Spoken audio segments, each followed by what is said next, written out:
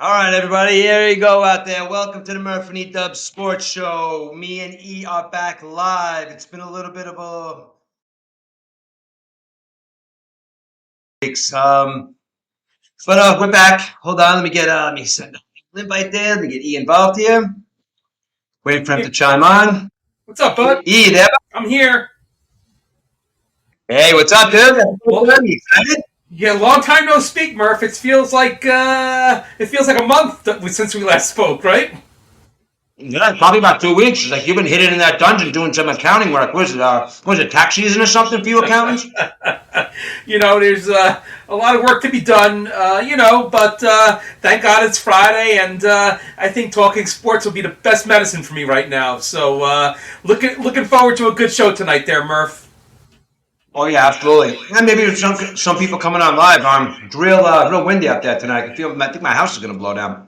Yeah, windy's not the word. It's brutal out there, Rich. I was driving before. I had to take my wife to pick up her car, and there were two trees that were blocking the road, basically. So that's what's going to happen tonight. I would keep my phone charged, and this is a public service announcement for everybody. Keep your phone charged. I mean, sometimes we go to bed, we don't realize.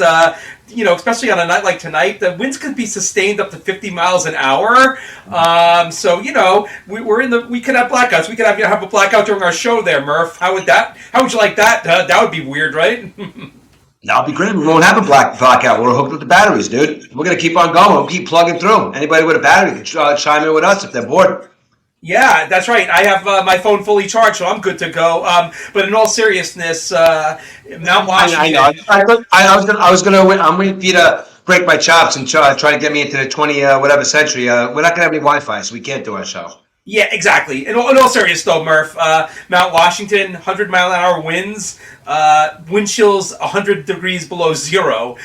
It's funny, I was on the phone today with a couple of people from India, and I was telling them that it's going to be minus 35 degrees Celsius, the wind chill here, and I also told them that they would never feel that temperature in their lifetime, and they told me they could not imagine. But the good news is, on the weather, it's only a one-day thing, 24 hours. Sunday morning, Sunday will be 45 degrees, so this is kind of a shock to the human body, the temperature dropping this low. And I don't want to get into too much science. We all know what frostbite is and stuff like that, but just be smart if you're going to go out tonight, tomorrow morning. But Sunday through the rest of the week looks good. Temperatures in the high 40s. You might even see a little taste of the mid 50s. So once again, Rich, a winter discontent, no snow. Do you know what though? You're the guy that gives the weather. You've been up on your weather forecast the last couple of years. I always go to you to get the best weather reports. But what's going on? Like, I don't understand why it's going to be freezing cold tonight. And listen, it's supposed to be this temperature every day. It's winter. What I'm saying is, like, what's going on? Why it's going to be 45 on Sunday? Are we going to get a winter? Is it going to go right to summer, spring? What is going on with the seasons, dude? It seems to be going right from winter to summer. Well, I remember some Facebook posts. A lot of people were posting about the Farmer's Almanac saying it's going to be a cold, snowy winter. So, the trend has been bucked on that. Basically, the jet stream's been keeping the snow out of our way. The jet stream has been pushing the snow into California, Northern California, a lot of snow. Some places in the Midwest, a lot of snow. Colorado, a lot of snow. But when it comes to the way it's going across the country, it's kind of like deflecting the snow from our area. And when it's deflecting the snow, it's keeping the warmer temperatures as well. Tonight is a freak gift from Canada. It's called polar vortex. Sometimes polar vortex can last for 2 weeks. But though, Rich, this isn't the Weather Channel. This is the MURF and EDUBBS Sports Show. But you know what? Put your hat on, put your gloves on, be smart. Save a couple of fingers. I mean, it's really brutal. You could be outside 10 minutes in this weather, and you can get frostbite. I was on the porch giving a teaser about tonight's show, and ladies and gentlemen, I was only out there 30 seconds, so don't say he's nuts or anything. I came back in. I was under my heated blanket working again, so it was only 30 seconds. But yeah, be smart. And Rich, only 8 more weeks till opening day, so we're almost out of the woods on winter, basically. You know what's happening? You know what's going to happen? It's probably going to snow on opening day. That's what's going to happen. Yeah, That's probably. where the temperature's been going. That's funny. Kevin chimed in and says the jet stream is pushing that that giant balloon up there, and I thought that balloon was the new Goodyear blimp was going to film the Super Bowl this year. It was headed towards Arizona, but got lost. And there's an app called you could track the airplanes in the country. You ever see that app, Rich, where you can track all the airplanes? Yep. So I've seen it. Yeah, so Ben brought it to my attention, and he had it. He showed me Nebraska yesterday, and all you saw was planes circling over Nebraska. It was like, what the hell is going on in Nebraska? And the news kept it quiet, so finally it broke on the news. It hit Fox, it hit CNN, so they were all broadcasting. But if you looked at this airplane thing, it's like, what the hell is going on in the Midwest?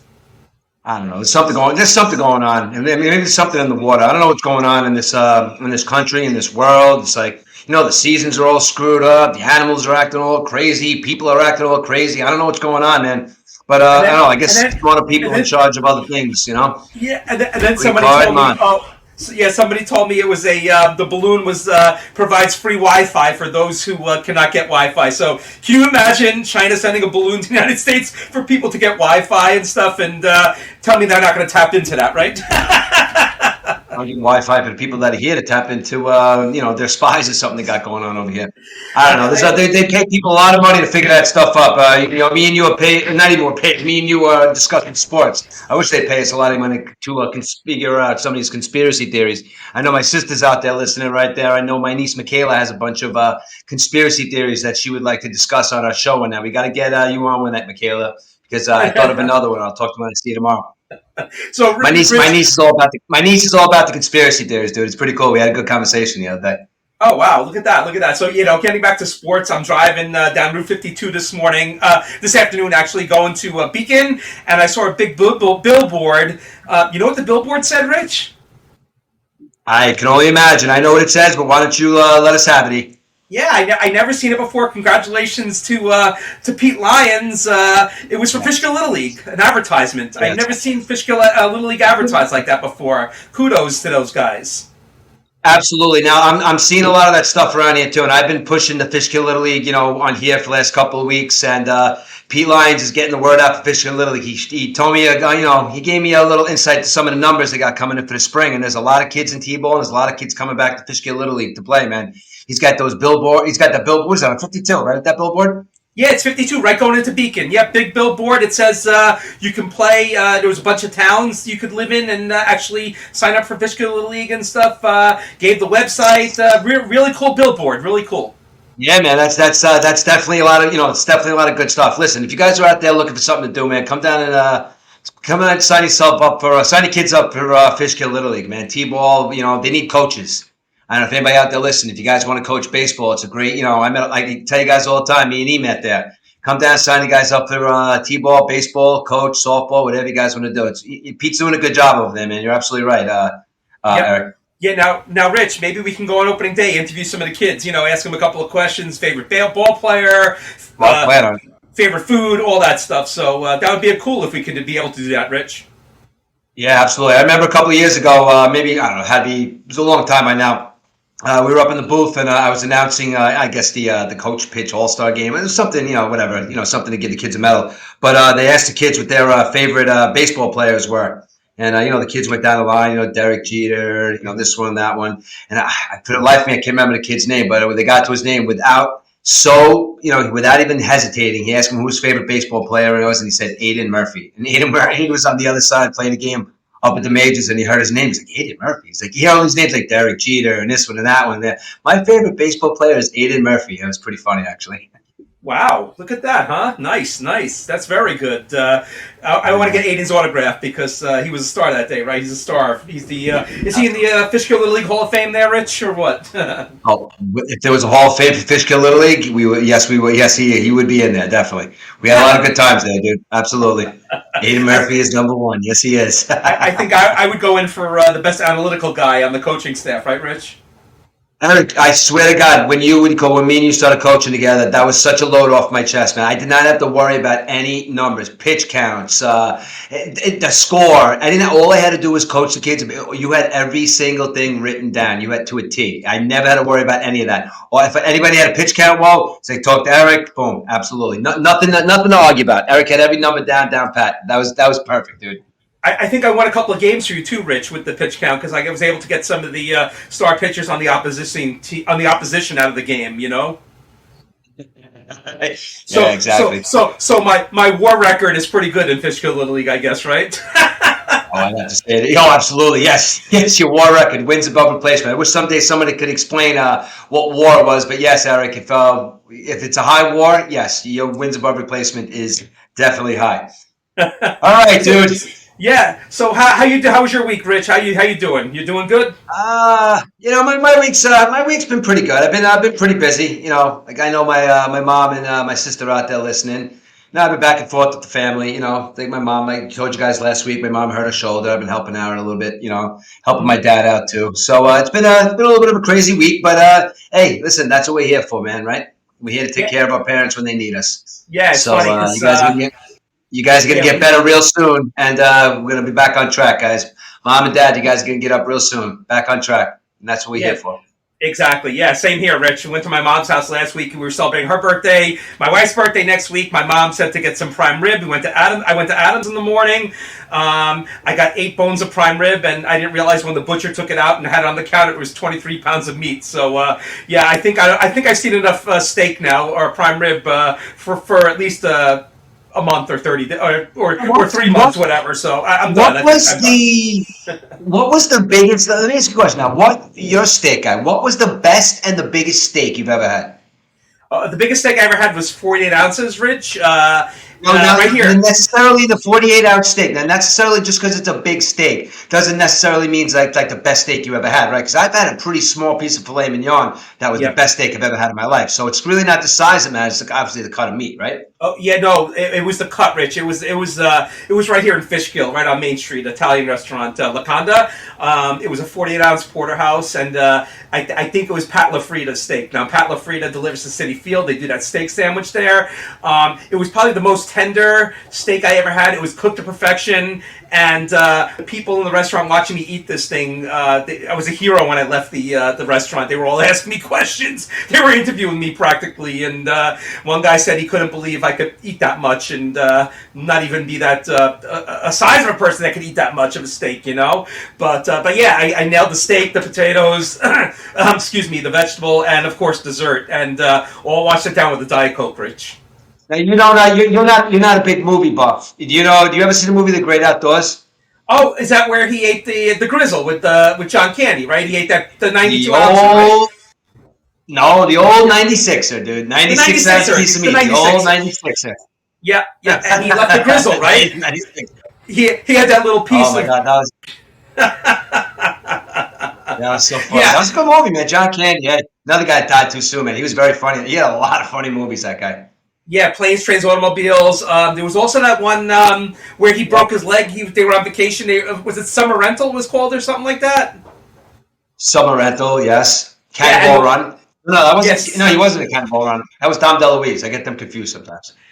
yes. Summer Rental was great. Oh, I the remember the Bond. one Great part movie. where yeah, Candy was at they had lobster that night, I think, and they were going for the lobster, and he was picking, and there was no more lobster left when he got to the tank, and then when he was hurt, he broke his leg or something. The kid was looking in the window at the beach house, and you see this kid with red hair and freckles just picking his nose through the window. I died through that scene. I thought that was pretty funny. So you see, Rich, I do see movies, right?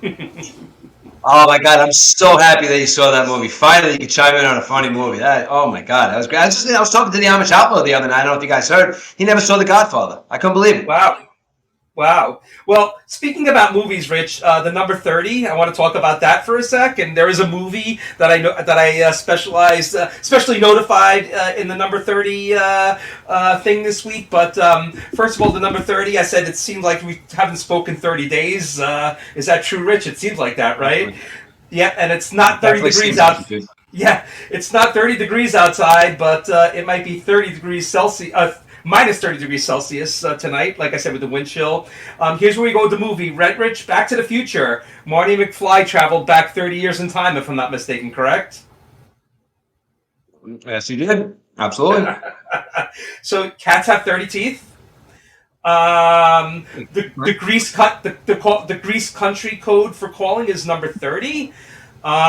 When a married couple hits 30 years, it's called the Pearl Wedding Anniversary. So I'm a couple of years away from that, Rich. The Pearl Wedding Anniversary. I don't know what that means, but I guess I'll have to eat oysters or something like that. There's 30 songs in the Beatles. What's that, Rich? I'm sorry. Was that? Nothing. I said you get. What do you get? I said, what do you get? A pearl? You get a pearl necklace on your 30th wedding anniversary? I'll have to do some work on that. Some homework. No, I'm sorry. I went over your head. Oh, okay. Sorry about that. I guess. Yeah. It's late, Rich. I gotta focus here. 30 songs on the Beatles album, the White Album, including "Birthday," "Revolution," and "Obla Di Obla Da." You a Beatles fan, Rich? Yes, I am. Big Beatles fan. Yes, Yeah, absolutely. They changed music. yeah, and XM Radio, channel 18 is the Beatles station. I love it. Atomic number 30 is zinc. The second point of a tennis game is number 30, right? 30. The War of 1618 to 1648 lasted 30 years, was called the 30-Year War. Calvin Coolidge was the 30th president, the only president born on the 4th of July. On the flip side, 3 of the first 5 presidents died on the 4th of July, including Jefferson and Adams, who died on the same day in 1826 on the 4th of July, and James Monroe 5 years later on the 4th of July. The 30th state is Wisconsin, a lot more subdued than the 28th and 29th states, Florida and Texas, as you would think. The first ice cream sundae was concocted in 1891 in Wisconsin. Green Bay is the toilet paper capital of the world. They also have a good quarterback, or former good quarterback, we'll speak about later. And Sheboygan is the bratwurst capital of the world. So that is the number 30 in facts. Now, how about number 30 in athletes? So do you have any number 30s for me, Rich? Yes, I do. I don't know. You think? What do you think? You think there could be, depending on what fan you are, what sports fan you are, there could be two number 30s. You have to either go Martin Brodeur or Steph Curry. Take your pick. Those are two of the greatest number 30s ever. And there's other guys out there, I understand. But I don't know. Steph Curry and Martin Brodeur. I mean, Lundqvist wore 30 as well. But you want to hear another crazy fact too? Steph Curry, Seth Curry, and Del Curry all wore the number 30 and wear the number 30. Wow. So I guess the number 30 is something special, I guess, I know Steph Curry wore it at Davidson also. But I don't know. What do you think, man? If you were to choose, I know you're more of a basketball fan than an NHL fan. It might tickle our NHL fans a little bit. But listen, Brodeur won a lot of cups. Curry won a lot of championships. They are both outstanding future Hall of Famers in their sport. What would you say is a more relevant number 30 in sports? Steph Curry or Martin Brodeur? Or do you have one of your own? Yeah, no doubt, Rich. I was a Devils fan. I kind of still follow the Devils, not as much as when I lived in Jersey back in the day with the Stanley Cups and stuff. But I think hockey goalies are one of the toughest positions in sports. I mean, having a puck like that come at you at 100 miles an hour and trying to deflect it and everything. I mean, these guys used to be maskless right back in the day, the hockey goalies, right? So look where hockey's become. These guys are stronger. They're hitting the puck and stuff. I think it's one of the toughest positions in sports. What do you think about that? I was just going to say that to you. You know what, though? I think if you're a hockey goalie, I mean, the athleticism that you have to show, and especially the playoffs, man. If you're supposed to be like, all year you've been killing it, and you're like this big, goalie, and like it comes down to like, the Stanley Cup Finals or something, there's a ton of pressure on you. And you see some of the stuff that these guys do, the splits they do, the jumping, and I mean, it's amazing how what great athletes these guys are. So I'd have to say, Eric, you might be right. A playoff / hockey goalie, I guess the 4 major sports, because again, we can't speak on the other ones, but I think a hockey goalie has to probably be one of the toughest sports. I mean, listen, you could say, you could say pitcher or you could say quarterback of an NFL football team, but nobody, I think, literally puts their team on their back when they need them the most, I think, than a hockey goalie. Yep, no doubt. I mean, these guys, like I said, they have to have such good reflexes, Yeah. and you see these guys go out there. How many the hockey goalies? There's 82 games in a season. Sometimes they get a break. The goalies like on a back to back, but these guys are out there like every day basically and stuff. So Yeah, you want to hear some? I got a funny story about a hockey goalie. I know this guy. He's an iron worker. He's a friend of mine.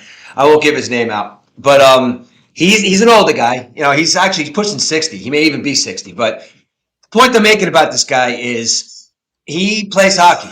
He's a big hockey fan, and he plays hockey literally at a high level. He's a hockey goalie, and this guy it's so funny. He would come into work sometimes, like, and he'd be sitting by our gang box in the morning or whatever, and like he would just have a pet, like like a handful of shims. With what a shim is, like when you got to lift something up, you shim something up, a little, Okay. the eighth, quarter inch. But anyway, the apprentices would come in, and this is probably like 6:30 in the morning. No one's even really had their coffee or whatever. You turn around, you throw a box of shims at the apprentice. Say, all right, listen, and he would literally make up his own like his own hockey pads out of like cardboard or whatever he found on the job, and he would just have the apprentices just chucking shims at him for like an hour, and he was like, "Ah." Dude, the guy's like almost 60 years old, bro, and he blocked. I swear he blocked every single shim, dude. I mean, this is probably one of the funniest things I've ever seen in my life. It also got a little funnier. There are times when we would work nights and we work really, really long hours. So, there'd be a couple of trips, to the, I guess to the watering hole a couple times, But it gets to be about 2 o'clock in the morning and you're doing it for like a week straight. You get to be a little delirious. So those nights with throwing the shims at this certain iron worker that I'm talking about became very, very funny. And it's probably one of the funniest things I think I've ever seen, dude. It was so funny.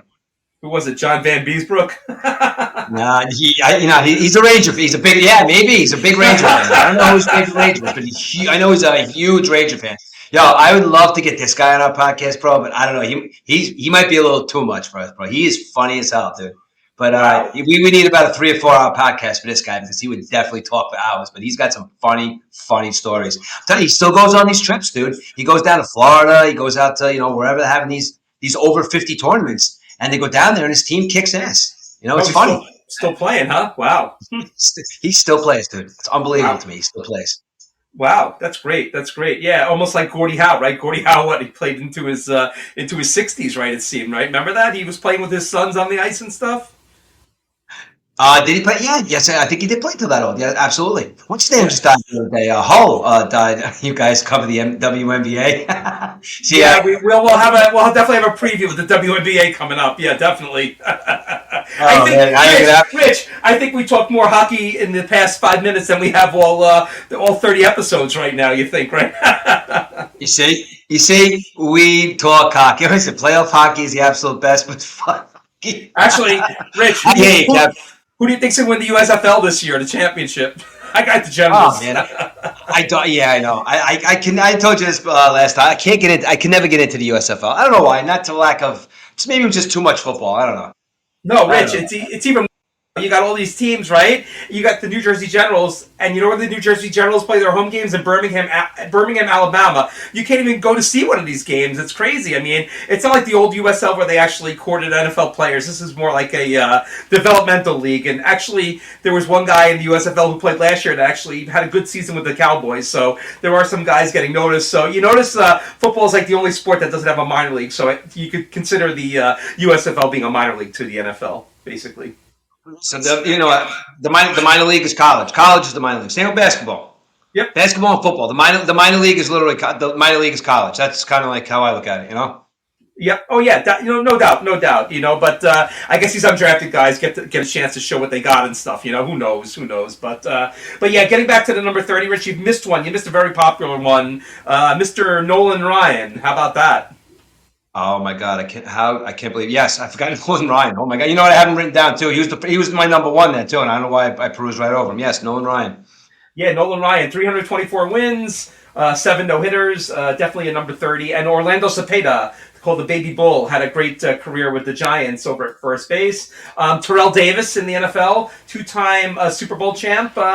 It's only a 7-year career, but had a pretty good little name for himself, Terrell Davis too, right? Yeah, he played. Yeah, he won a Super Bowl, right? Didn't he win the Super Bowl with the the Denver Broncos? Yep, he sure did. I think he won MVP as well. Yeah, in the Super Bowl, definitely. And what happened to him, Eric? Do you have anything like what happened to him? Like he was literally so dominating for like 2 or 3 years, and he just literally stopped playing football. I think the injuries caught up with him, Rich. Sometimes these guys, I mean, the career of a running back, how many years do you think the running back can get with a lot of the hits they get and stuff like that, I mean, some running backs, we saw, what's his name, Frank Gore played forever. Yeah, he stayed healthy and stuff, but, Davis, Yes. he just didn't have it. Sometimes the injuries, but he had a nice solid career too.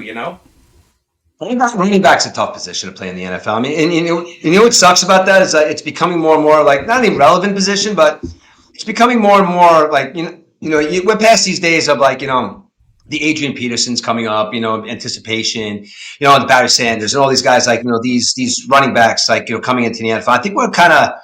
I know who was the last like I guess maybe Saquon Barkley was like the last running back to come out of college that was supposed to make a huge impact. I mean, Ezekiel Elliott came out of Ohio State, right? He was supposed to make a big impact. I don't know, man. You I remember these just guys? I don't think running back is that important of a position anymore in the NFL as it used to be. Yeah, remember Trent Richardson came out of Alabama, was supposed to be one of the greatest running backs ever, and he was such a bust, that guy, right? Crazy. Yeah, I don't. I don't understand it. I just don't understand it. Yep. So, but All right. So anything else? Anything else on the number 30 there, dude? yeah, I always do the Mets and the Yankees, the famous number 30s, and it's kind of ironic this year, Rich. The two number 30s, the Mets and the Yankee guys, were actually traded for each other in the offseason in 2021 into the 2022 season. It was Jolly Rodriguez for the Mets and Miguel Castro for the Yankees. Both wore number 30, but the best number 30 for the Yankees is Willie Randolph. Any Yankee fan would agree that Randolph wore number 30 well. And, of course, for the Mets, when I looked at number 30, I thought of Nolan Ryan, but he didn't play that much in New York. But Michael Conforto wore number 30 for many years for the Mets. Oh yeah, that's right. Yes, absolutely. Yep. Wow. Yep. Definitely. All right. Okay, so that's Listen, I got a. Yeah. Good. Yeah, I said that's the number 30 in 30 minutes it took. I saw Kevin said it sounds like one of those birthday things. Like I know when I go to Jerrick's, they have those little books of the years and stuff. I got my wife one when she turned 50, about 1972, a book on all facts and stuff like that. So that's what it sounds like, Kevin. So stay tuned for 31 next week.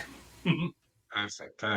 I got a hypothetical situation for you to talk about. Now, Sure. it entails the college championship. Okay. Now, the college championship. Now, go over to college. Let's go over to college championship, like the first two games. What were the first two games? It was Georgia, Michigan State, Ohio, and who's the other team? TCU.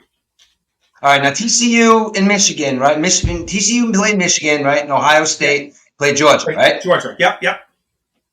All right.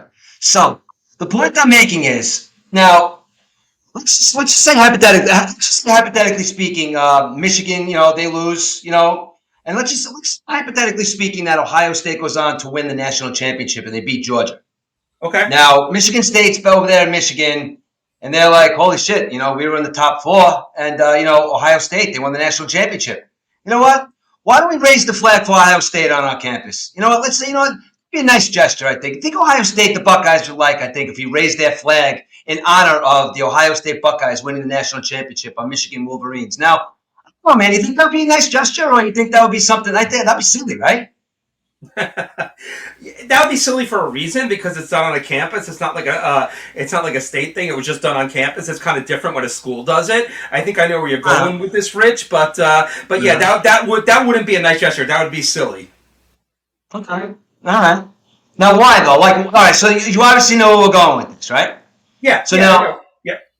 all right. So now it sounds like you're getting defensive already. All right, look. I'm talking about. Look, I was reading on Facebook the other day. Now, I personally think that people look at this from a life scope. It doesn't mean shit, dude. Literally, I'm not saying that this is like the end all be all of what's happening in the world. Actually, you know what? Actually, it is the end all be all of what's going on in this world. Now, we live in New York City, where New York City takes their teams pretty damn seriously. Mm-hmm. Now, I want to hear what you have to say first because I'm a Jet fan.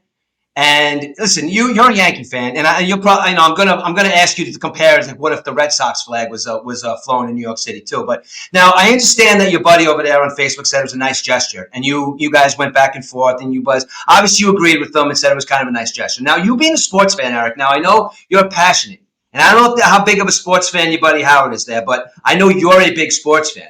But when it comes to sports, I think that this is something that, bro, it's New York. I don't know if you could really go along with saying, it's a nice gesture. Okay, so the Empire State Building, people, when I first saw this on Sunday night, I'm thinking, what's the big uproar? The Empire State Building's been doing this for the past 8 years. They've been doing it for both the NFC and the AFC teams, and do it for the Super Bowl winner. They do it for World Series as well. I think it was in Astros colors back in October, and it never really raised an eyebrow. Rich, the Eagles won the Super Bowl in 2018, and the Empire State Building was in Eagles color that year. So I don't know. There was no uproar that year in 2018. All of a sudden, the uproar this year.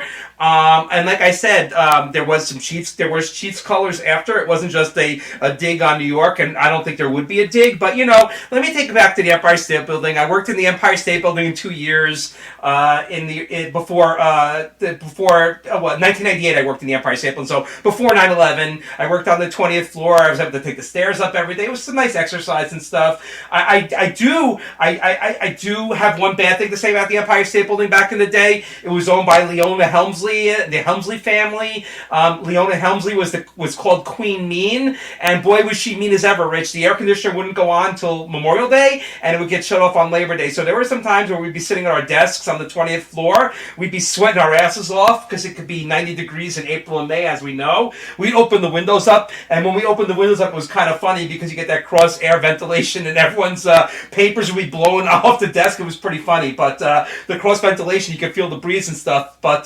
getting back to what you're saying, Rich, I mean, I don't think there's any issues with this. Like I said, it was done before. It's been done the past couple of years, and nobody ever said anything until this past Sunday.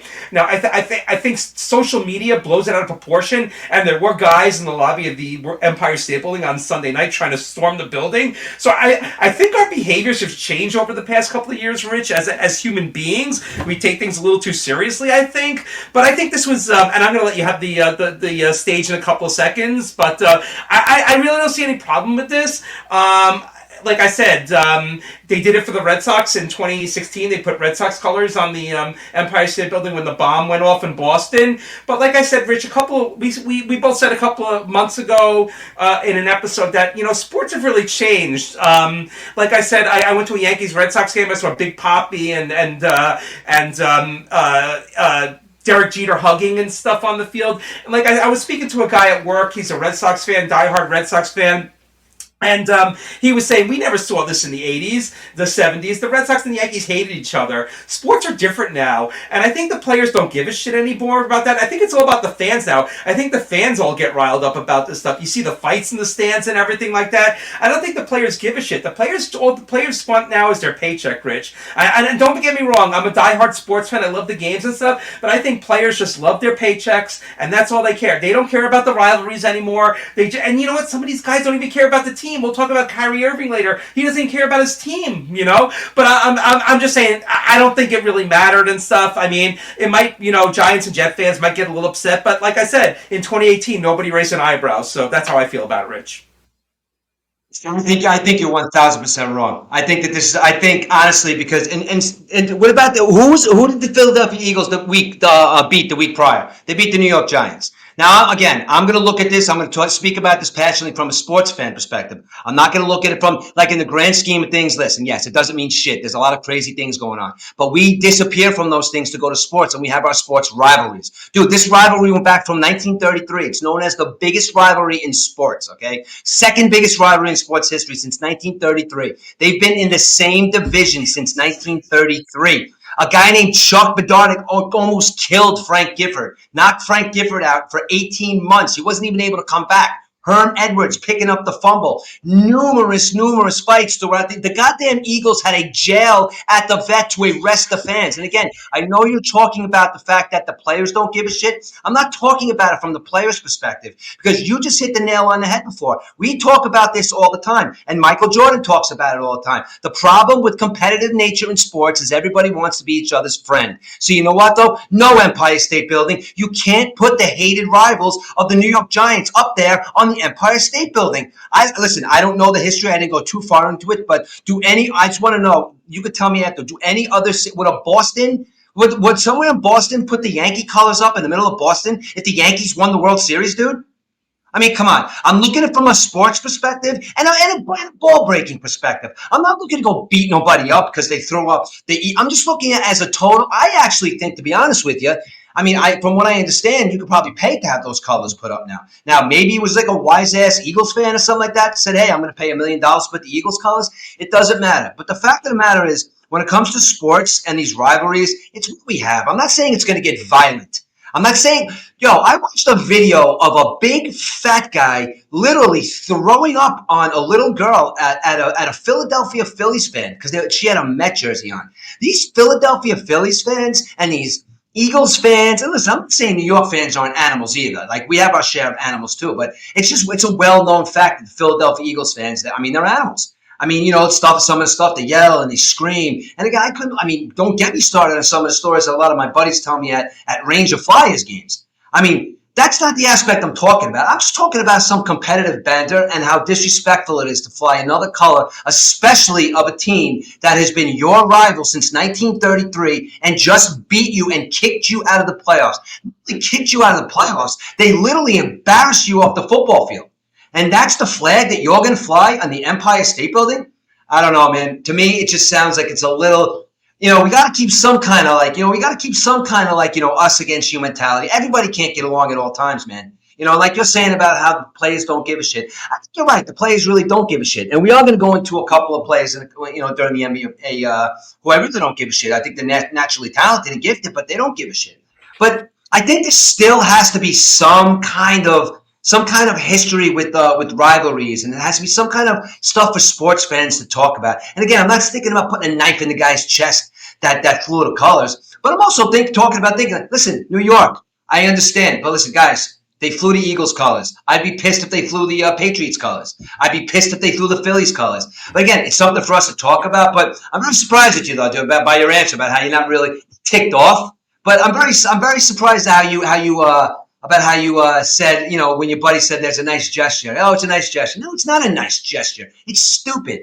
It's sports. It's supposed to be fun. It's supposed to be violent. It's supposed to be, it's supposed to, get us going. We're not supposed to have that nice guy mentality when it comes to sports. Afterwards, maybe. In the off season, maybe. But on the field, dude. I don't know. I just think that sports is so big, and it's not like they flew the colors for the local softball team. It's sports is so big in this country. The football, the NFL is so big in this country that no sporting event goes up against the Super Bowl except for the Professional Bowlers Tour.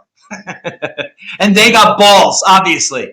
The point, like I said, the point that I'm making is I know we're passionate sports fans, and when it comes to the fandom, we're passionate about that too. I just think that was a big, fat L for the Empire State Building as a New York fan.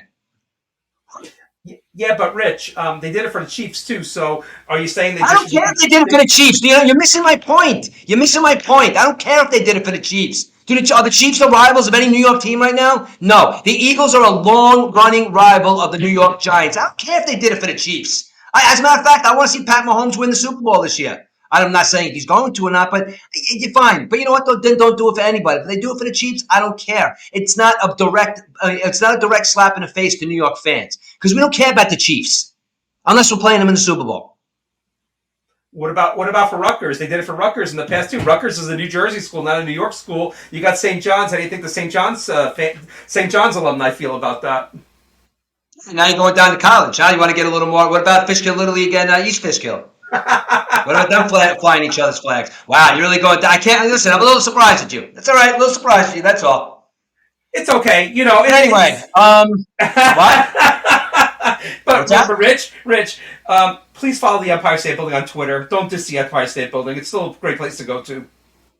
I would never diss the Empire State Building. You know why? I'll tell you a little story about the Empire State Building. My great-grandfather worked as an iron worker on the Empire State Building. He fell from the 4th floor, rolled over the edge, and grabbed onto the 3rd floor netting and pulled himself up to save his life. But he ripped all his shoulders up, but he went back to work. That is what my grandfather did at the Empire State Building. Iron workers and construction people built that Empire State Building. So you know what, though? I would never disrespect the Empire State Building. I would disrespect the mentality of these people now that say it's a nice gesture to put the Eagles colors on top of the Empire State Building. So I would never diss the Empire State Building. Well, I guess it's going to happen again next week, too. Next Sunday night, they're going to do the same thing for the winner, I guess. It's fine. That's fine. That's it. You're not going to care, and that's fine. So we'll see what it is. You're not going to How care. do you That's think? fine. How do you think It's the Buff? nice. You're right, Eric. It'll be a nice gesture. You're Do you right. think, And maybe Rich? I'm being too mean. Do you think the Buffalo Bills fans are pissed off too? Because they're I the New think York they. team. The Giants and Jets I only think. play They, in New I York. think they should. I think they should fly the Buffalo Bills colors at the Empire State Building because they are a New York team. No, but do you think they're pissed that the Chiefs' colors went up? The Bills. I don't know. Did they say anything? I don't know. I don't No. really think about it because Buffalo is like 900,000 miles away and may as well be in a different country. May as well be in Russia. Oh, I got a better. I got a Too better. far, dude. I got a better question for you, though, Rich. Better Go question. ahead. What if the Detroit Lions won the NFC and went to the Super Bowl and they flew the Detroit Lions colors on Sunday night? There's nothing said, right? Why wouldn't it be said? You're missing the point, dude. Right? You are. You're missing. You're completely missing the point. Go ahead. What about the Cleveland Browns? If the Cleveland Browns won, I wouldn't have a problem with that. Oh, what about if the Minnesota Vikings won? No, I wouldn't have a problem with that. You're missing the Yeah, point, dude. but they did it in 2018. So why was the uproar now? Why isn't the uproar in 2018? Nobody's talked about it in 2018 with the Eagles. To be 1,000% honest with you, I was not aware of that. And if I was aware of that, I definitely would have made a big deal about it. Or was it the fact that the Eagles' path to the playoffs didn't go through beating the Giants? Maybe that's what it was. And this year, since they beat the Giants, that's what caused the uproar of the fans. Maybe. And listen, maybe it was, but like I said, dude, a week prior, they knocked your team out of the playoffs, and now you're gonna light the Empire State Building, a bastion and a beacon for New York City, and you're gonna light it up in the Eagles colors. I don't know, whatever. I just don't think it's right. It's like, again, the competitive nature of sports and everybody smacking each other on the behind, saying, "Nice job, buddy." Forget about it. Michael Jordan is throwing up. Michael Jordan probably looks at sports today and goes in a bed and he throws up every day. Look at all the niceness going on in sports these days. It's going to be nice outside of sports, but when you're on the field, you're on the court, or whatever it is, you guys are there to compete, not to be nice to each other. And one more thing, though, Rich, before we move on, was there any reaction from the New York Giants players or coaches on this? I didn't see anything.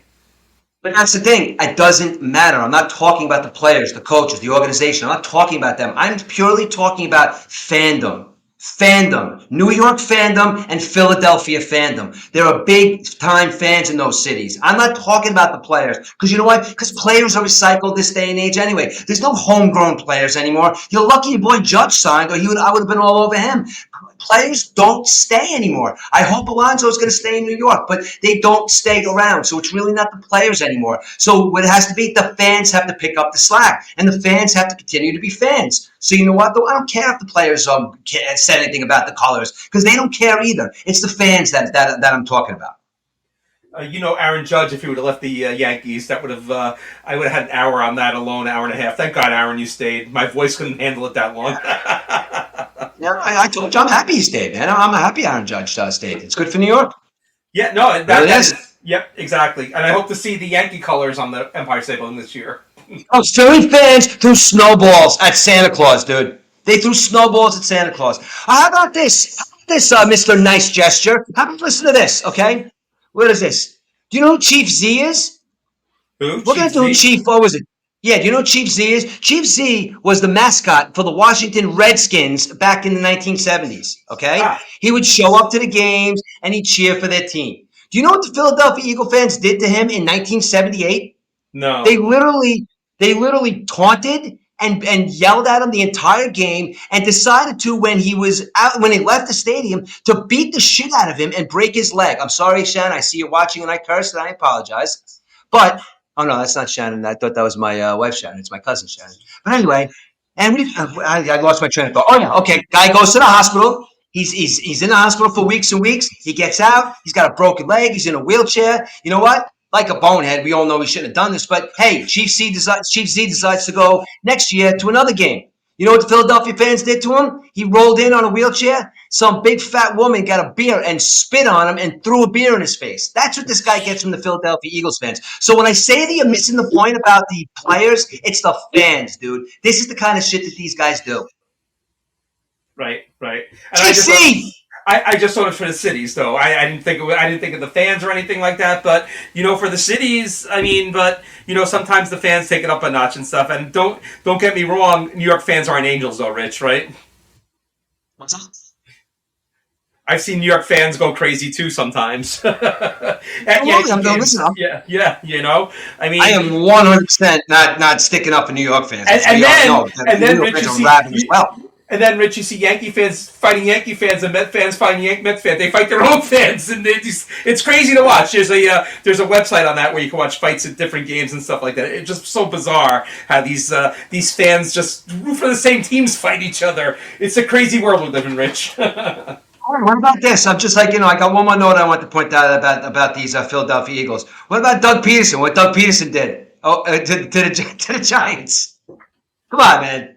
Hey, Jalen Hurts. Well, let's put the third string quarterback in. Let's see what he's got. Oh, we lost to the Redskins, and the Redskins made the playoffs, and the Giants didn't? Darn.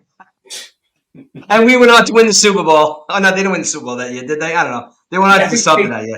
I think they did Come win the on, Super man. Bowl that year, right? That's the I'm not going to change the subject, but I'm sure the 49ers wish they had a third string quarterback this past weekend. Oh my God! Yeah, yo, you know what? You want to get? Let's get into that because I'm sick and tired of yelling at the computer and listening to you say, whatever. I'm tired of arguing about this. Let's get back to being friends. Rich, I was all fired up, but my voice never rose above the. I'm pretty relaxed tonight. I had some good Chinese food. I don't know if there was CBD in that Chinese food or not, but it was pretty good actually. Oh, I hope so. There's going to be something more than CBD in after I'm done here. All right. So you just brought up a great point about the games last week. Mm-hmm. Now, I think last week's games pretty much came down to I think there were two completely different games if you ask me.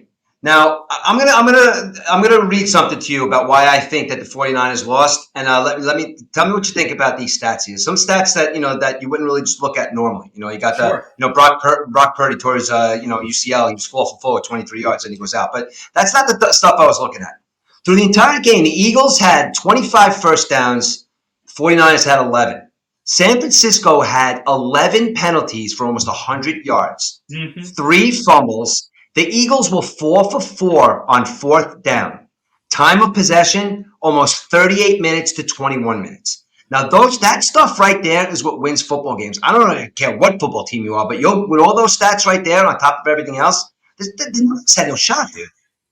Yeah, and it's unfortunate that Purdy got knocked out of the game. I think that really determined the game flow and stuff for the Eagles offense and the 49ers who couldn't even compete and stuff like that. Losing Purdy and then the guy Josh Johnson comes in who's been around, I think he's played for every NFL team, and then he gets hurt. And then what happens? Purdy has to come back and he can't even throw the ball. They're handing the ball off and the Eagles are anticipating a run on every play basically. But let me just stop you for a second there. Like, what do you think? What's Shanahan doing there, dude? What's Shanahan doing? I understand, look, you want to win a game, but the kid tore his UCL. He might not play for over a year now, this kid, because he put him back into that football game. Yeah, the problem with there was an old rule in the NFL, and I think 1991 it stopped or it's whatever. But every team had an emergency quarterback, a third string quarterback, and he could only come in if the first two quarterbacks got hurt. And the first two quarterbacks could not come back into the game. It would have to be the third quarterback the rest of the way. But that changed now. But what happens is these teams like to get cute rich now. They could have the extra quarterback on the roster if they added a roster for a 46 player. But some teams like to do like a kicker. They have a kicker who kicks field goals. They have a kicker that kicks off. Or they might have an extra special teams guy, a guy that handles kickoffs better than punts, or vice versa. So these teams get a little cute. So I think it bit the 49ers in the butt basically. Because not having that third quarterback, some people are saying, well, does it matter? I said, yeah, sure it matters, because a third quarterback is still better than having Christian McCaffrey be your quarterback, right, Rich?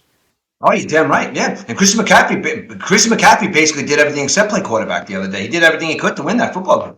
Yeah, no, if the 49ers would have won that football game, that would have been like Kellen Winslow in the Chargers-Dolphins playoff game many years ago, where he simply dominated that game, and all I remember is him coming off the field in pure exhaustion. They had to give him IV and everything like that, but he basically won that game. But yeah, McCaffrey would have been a Superman. But like I said, what do you think? Do you think the team should carry a third quarterback, especially in the playoffs? You would think, right?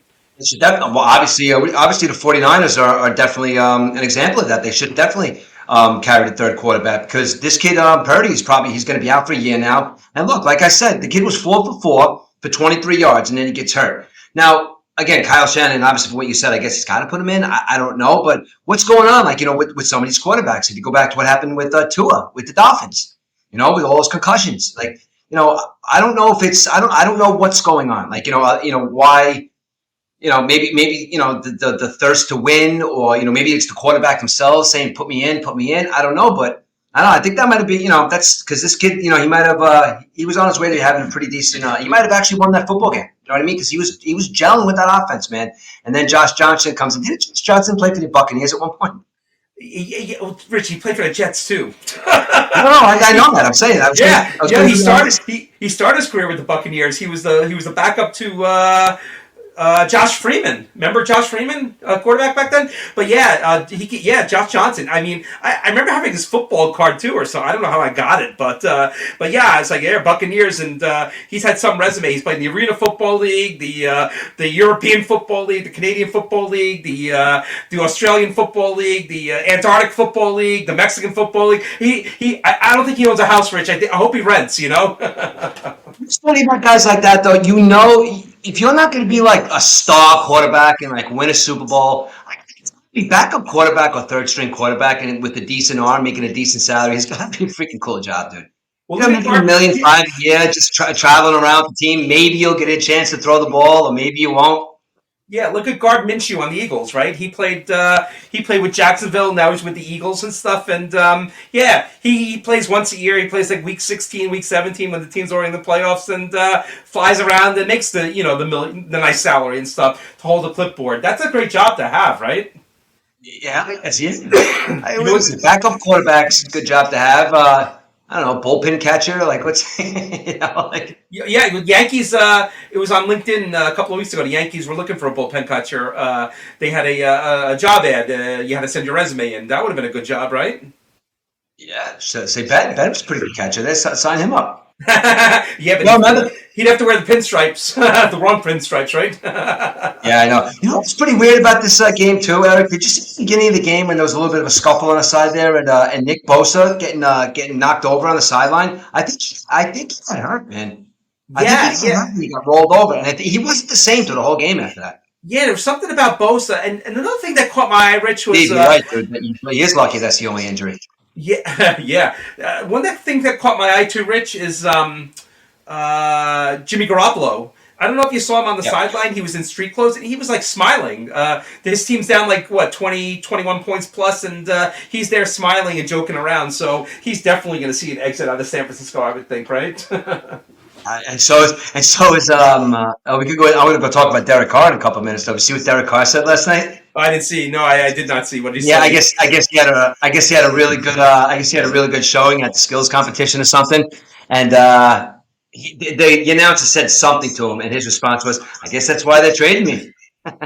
Jeez. Oh, is that Pro Bowl thing that's going on in Las Vegas this weekend, Rich, with all these skill competitions? Is that what's going on? Yeah. You know what? That's better than a stupid Pro Bowl. You know what I mean? Yeah. I want to see these guys running around, hitting each other like with a bag of feathers. They shouldn't be hitting each other hard in Pro Bowl. They shouldn't be getting themselves hurt just for a showing. You know what I mean? Just to catch a football. I think the Pro Bowl is dumb. Because it's too much on the line. You know what I mean? If these guys get hit really hard, all the money, and it's just I think the Pro Bowl is dumb. The Pro Bowl's always been stupid. I don't think, but people bet on it and stuff. So I really know nothing to it and stuff like that. But Eric, let me ask you a question. In all honesty, the Pro Bowl, I think the Pro Bowl was good in the '80s. Now, the only reason why I'm going to say that is I'm not saying the game was good. I'm talking about the whole fact is listen, let's say 1985. I'm 13 years old. You don't see a lot. I never get to see Dan Fouts play, or I never get to see some of these guys play.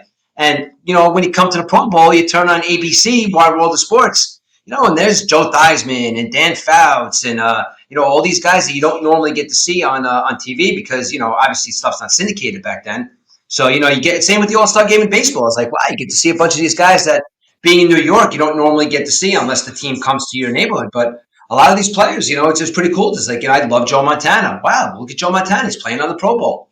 You know what I mean? So I think when we were younger, maybe I think it had a little more relevance than it does today. But now you can basically stream or VPN any football game, soccer game, basketball game, any way you want in the entire country. So it really doesn't make it that special. You know what I mean?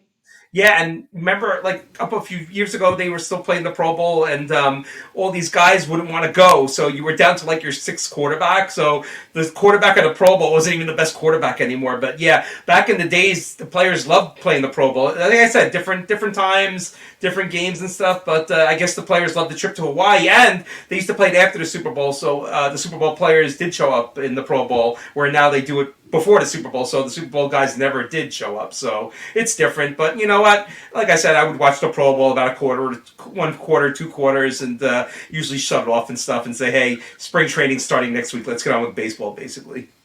It amazed me. Excuse me. It amazed me. Like, it was finally to see somebody like like Bo Jackson on TV. Like, you only get to see him, like, when you see guys like that, you're like, oh my God. It's like, wow, that's crazy. I don't know. That's why I thought the Pro Bowls and the All-Star games were good. But you're right, though. Nobody watches it now. And even in the NBA, the skills competition is pretty cool. I think we're going to talk about him in a little while too. But did LeBron James make a stupid comment this week about the that people need to get involved more in the slam dunk contest, that it's boring? I didn't see that. I'm not a fan of slam dunk. I like the 3 point contest, Rich. You know what the slam dunk contest is based on judging, and that's why I don't like the Olympics, because when they have judges around, I mean, judges are biased most of the time and stuff. They don't really care. But the 3 point shooting contest, that's what I love to watch. The point I'm making though is LeBron James wants if he wants the slam dunk contest to go to a next level. Why don't you enter the slam dunk contest? Instead of telling everybody else to. Yeah, that's right. Yeah. Put your money where your mouth is, Rich. Right? That's the old saying, right? You should, right? You're still playing. You're still a Yeah, player in the NBA. Why don't you start the charge? Why don't you get all these players to say, let's do the slam dunk contest? I yeah. know it's Kev. I can't stand him, Kev. Yeah. Well, listen, we're going to talk about him a little bit later when we do the NBA. But I think we got So off a little bit of topic here, but yeah, so I we don't know. talked. Yeah, we Good. talked about the first game. The Eagles win over the 49ers. What about the second game? What's your reaction on that, Rich? The second game. My reaction on that is I think that Joe Burrow tried to do too much. I think he threw two interceptions that were big interceptions. You know what I mean? I mean, he threw the ball over 40 times. Cincinnati's another team. They had 9 penalties, dude. Kansas City had 3 penalties for 15 yards. Kansas City had 9 penalties, dude. Yeah, Mixon he could. did. Mixon Yeah, didn't do a damn thing. Mixon was too worried about his gun. the newspaper is telling him that he's pointing a gun at his girlfriend, whether it's true or not. So maybe that's why he didn't do anything. Joe Burrow was sacked 5 times, Hmm. Eric. That's Hmm. harkening back to the beginning of the season when they couldn't give Joe Burrow a break. He got Yeah. sacked 5 times, man. I don't know. I think that game was lost somewhere, like on the offensive line or something, because both teams. I mean, listen, Pat Mahomes. Pat Mahomes is the best. Pat Mahomes is the best player in football, dude. Yep. He does wonders.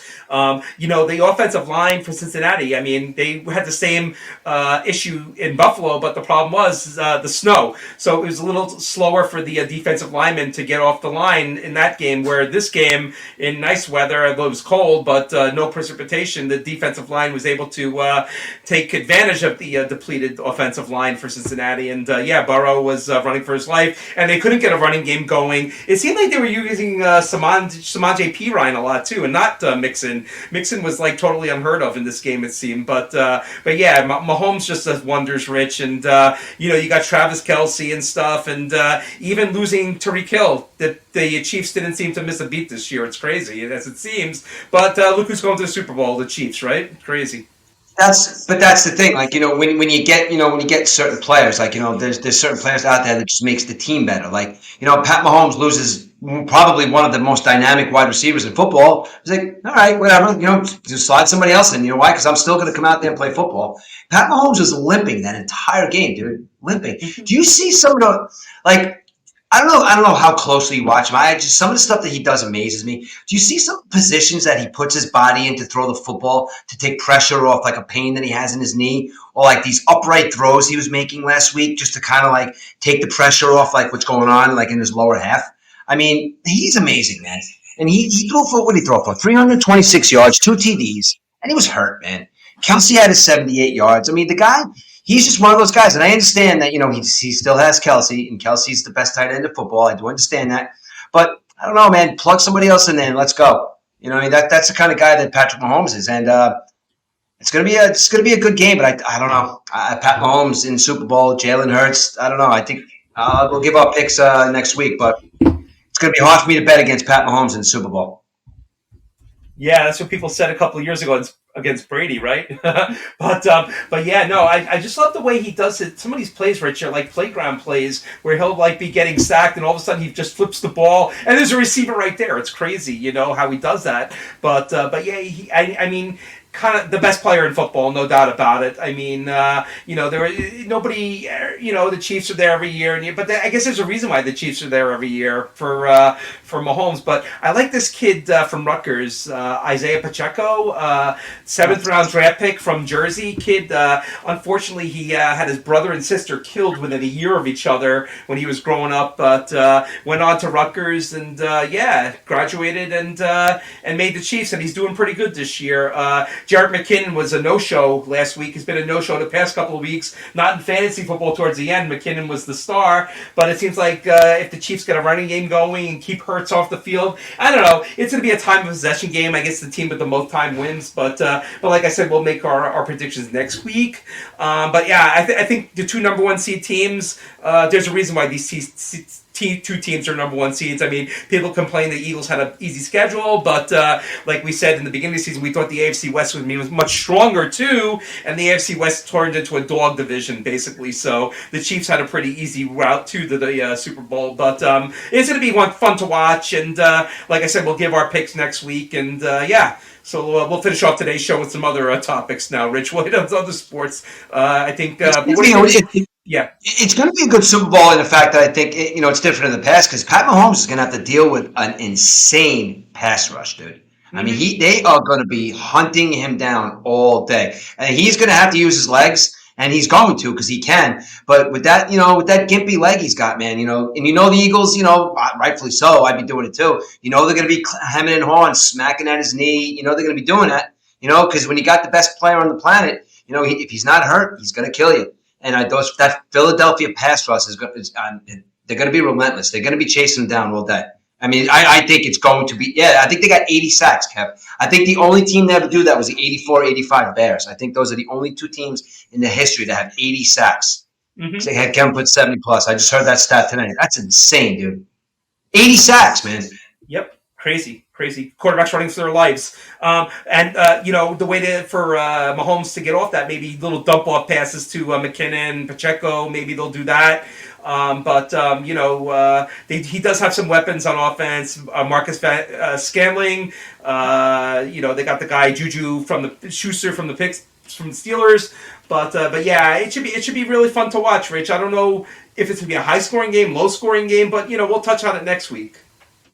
Yeah. I don't know. I'm most likely going to go with my boy Mahomes, but I don't know where to go. It's going to be. I think it's going to actually right. It's going to be a good football game. Definitely, we need that. We need a good football game to end the pretty good season on, right? Yeah.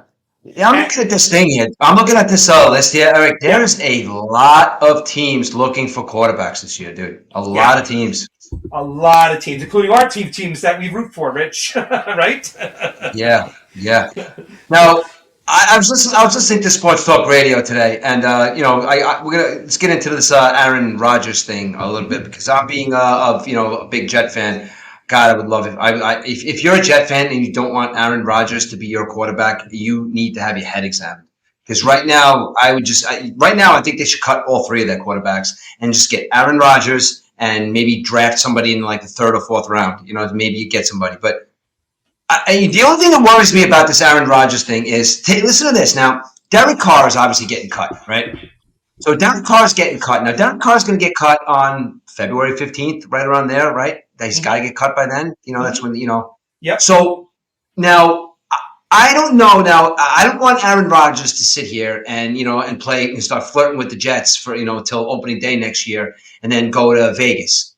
Now, Are they going to miss an opportunity by not trying to sign Derek Carr, or at least putting a full court press on Aaron Rodgers to find out what he's doing? Because Derek Carr's not done, man, and he is a very more than serviceable quarterback.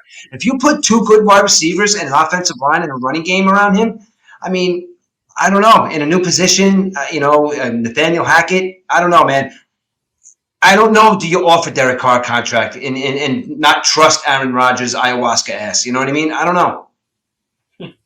Yeah, I think Derek Carr is probably the way to go. Here's some things on Aaron Rodgers. Everyone was making that him and Nathaniel Hackett are like the best buds and stuff. So if that was the case, why didn't Rodgers go to Denver last year when Hackett got the job in Denver, right? So why all of a sudden? Well, they're saying that, Eric, because he's got two MVPs with him. That's really the only reason why they're saying it. The two MVPs that he won. And Hackett was the offensive coordinator. Mm-hmm. So why didn't he go to Denver then, Rich? He should have. Yeah, no, I know. I'm just letting you know why I think people are saying that. Yeah, no, exactly. And you know what though, Rich? He hasn't won a Super Bowl or haven't been to the Super Bowl in 12 years. Is two number one draft picks worth it, Rich, to the Jets to get Aaron Rodgers? Yes, 100%, 1000%, yes. Because I was looking at the people coming out. Listen, there's some good defensive players and offensive players, but when was the last time you could think of an NFL team that hit on three of their first round draft picks in one season? Now, I'm not saying that we should press them and get better ones, but I think that we got really, really lucky in the draft last year with four of our players. Now, if right now we have a number 13 pick. Mm-hmm. Now, I don't know what kind of player we're going to get at the 13th pick. I mean, listen, I would even trade a lot of our picks. I want to get an offensive lineman. I want to get an offensive lineman from Kansas City or Cleveland. Those two guys, they're on the they're going to be free agents. But yes, Eric, I think he's worth 2 first-round draft picks because he's that good, and he's going to make that much of a difference on a football team with young talent that's looking for guidance. You're going to tell me that if you tell Garrett Wilson that Aaron Rodgers is coming to your football team, you are not going to spend double the time you normally spend in the gym? Not that you shouldn't already, but listen, he had Zach Wilson throwing him the football. Zach Wilson, which you've heard, I'm a Jet fan. I want him so far away from the football team as possible. I don't even want him staying and learning under Aaron Rodgers. So, yeah, bro, it's definitely worth two first-round draft picks to me. So I did some research on Rodgers, Rich, and I saw that his quarterback rating has been down 30 points since 2020. Also, with the loss of mobility, I mean, this isn't quite like Brady going to Tampa 3 years ago. I think Brady was in much better shape at 42 years old than Aaron Rodgers is right now. I don't know. It just doesn't make sense to me. But and here's what I thought. I thought Garoppolo would be a better signing for the Jets. He'd come cheaper. He's only 31 years old, and Robert Saleh. He's a big fan of Jimmy G from coaching him out in the San Francisco Bay Area. But he's has 4 postseason wins. He played in 2 NFC Championship games. He was an overthrow away from winning the Super Bowl against Mahomes. Basically, he's won 70% of his starts, and he played under Belichick too. So I mean, he's a pretty good quarterback. Garoppolo too, and a hell of a lot younger than Rodgers. Yeah, but that's the thing, though. That's the thing, Eric. Let's get Jimmy G for a second. Jimmy Garoppolo. He's not like is he a champion? Is he a middle of the pack quarterback? Can you name 15 quarterbacks that are better than him? I don't know. Jimmy G. I think maybe he's fragile. First off, it's the second time he's hurt. Right? Is he going to get hurt? I don't think Jimmy G. I think Derek Carr brings the Jets further than Garoppolo does because I think something's going to happen to Garoppolo. I don't see what everybody sees in him because he played under Belichick. I don't know. Also, he was tutored under with Brady. He was Brady's backup too. So that's a pretty good combination, Belichick Brady, to have on your resume that you were under their tutelage basically. You think Daniel Jones goes somewhere else? You know what, though, Rich? I was thinking about Jones and Barkley. Can they afford both guys? I don't know. That's the point I'm making. I don't know. Yeah. I don't know. Yeah. But I think Daniel Jones is going to... You know what stinks? It stinks. I think that Daniel Jones is probably going to make it a little bit easier to sign than Saquon Barkley just because, just watching Daniel Jones out on the football field, he did a really, really good job for the Giants football team this year, and he was that guy that just went out and just said, yes, coach. You know what I mean? So... I don't think he's going to go anywhere because I think that he's got himself, a nice cushy position over there with the Giants, and I don't think the Giants, are going to be looking for another quarterback anytime soon. So I don't think he goes anywhere. But Saquon Barkley's, he might.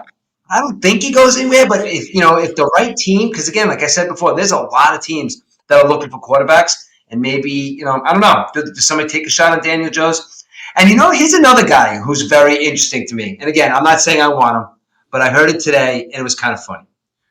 Why not give Geno Smith another shot over in Jets?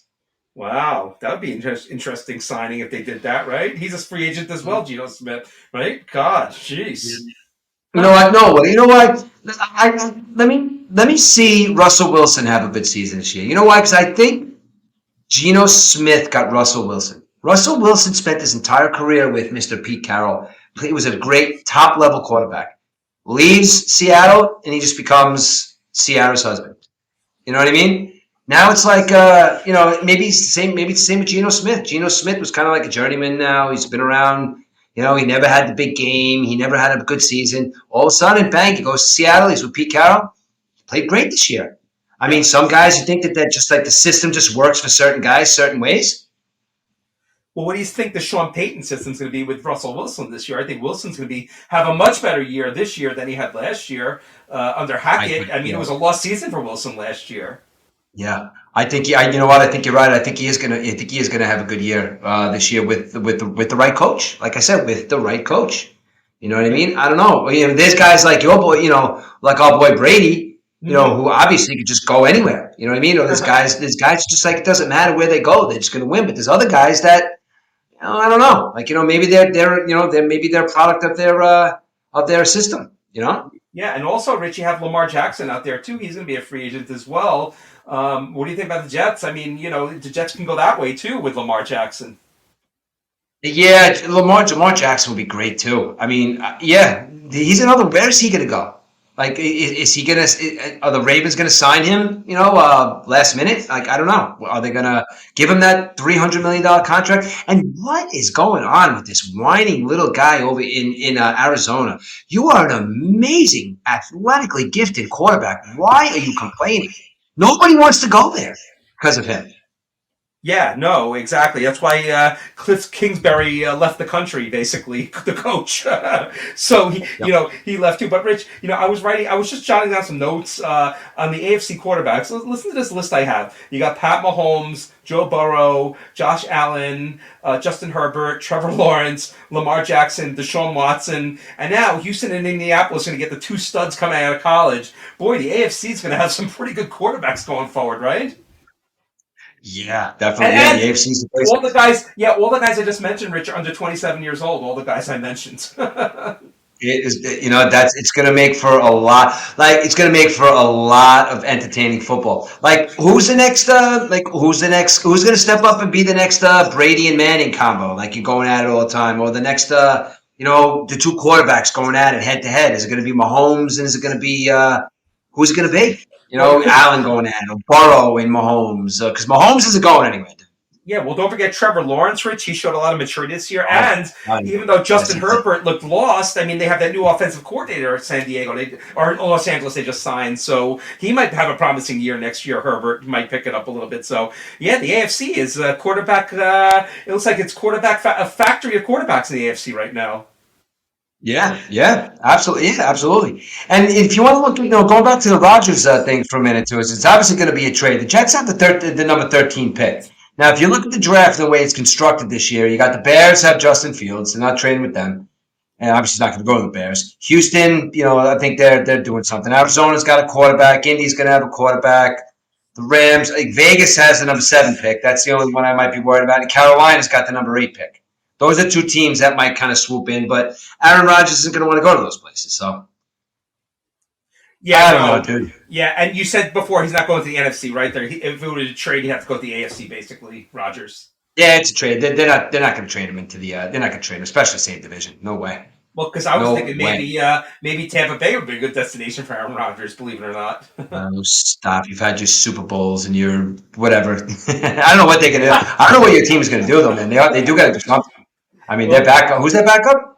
Well, their backup, Blaine Gabbert, is a free agent as well. So Tampa Bay only has one signed quarterback right now, and it's Kyle Trask, who hasn't played a down in the NFL. He was from Florida a couple of years ago. They drafted him. So yeah, the Buccaneers. I don't know what they're going to do right now, but you know what? I wouldn't be too surprised if Jimmy Garoppolo lands in Tampa. I mean, they definitely have to go the veteran route and try to think. But even like that team might have to be rebuilt from the bottom up. Their cap space is not that great. I mean, Brady saves some cap space now by retiring and stuff, but they still have a long way to go from their Super Bowl year. And we saw a lot of rust this year. But you know what, though, Rich? In that division where you all you have to do is go 8-9 to win and make the playoffs, God only knows. Do you really have to rebuild that much?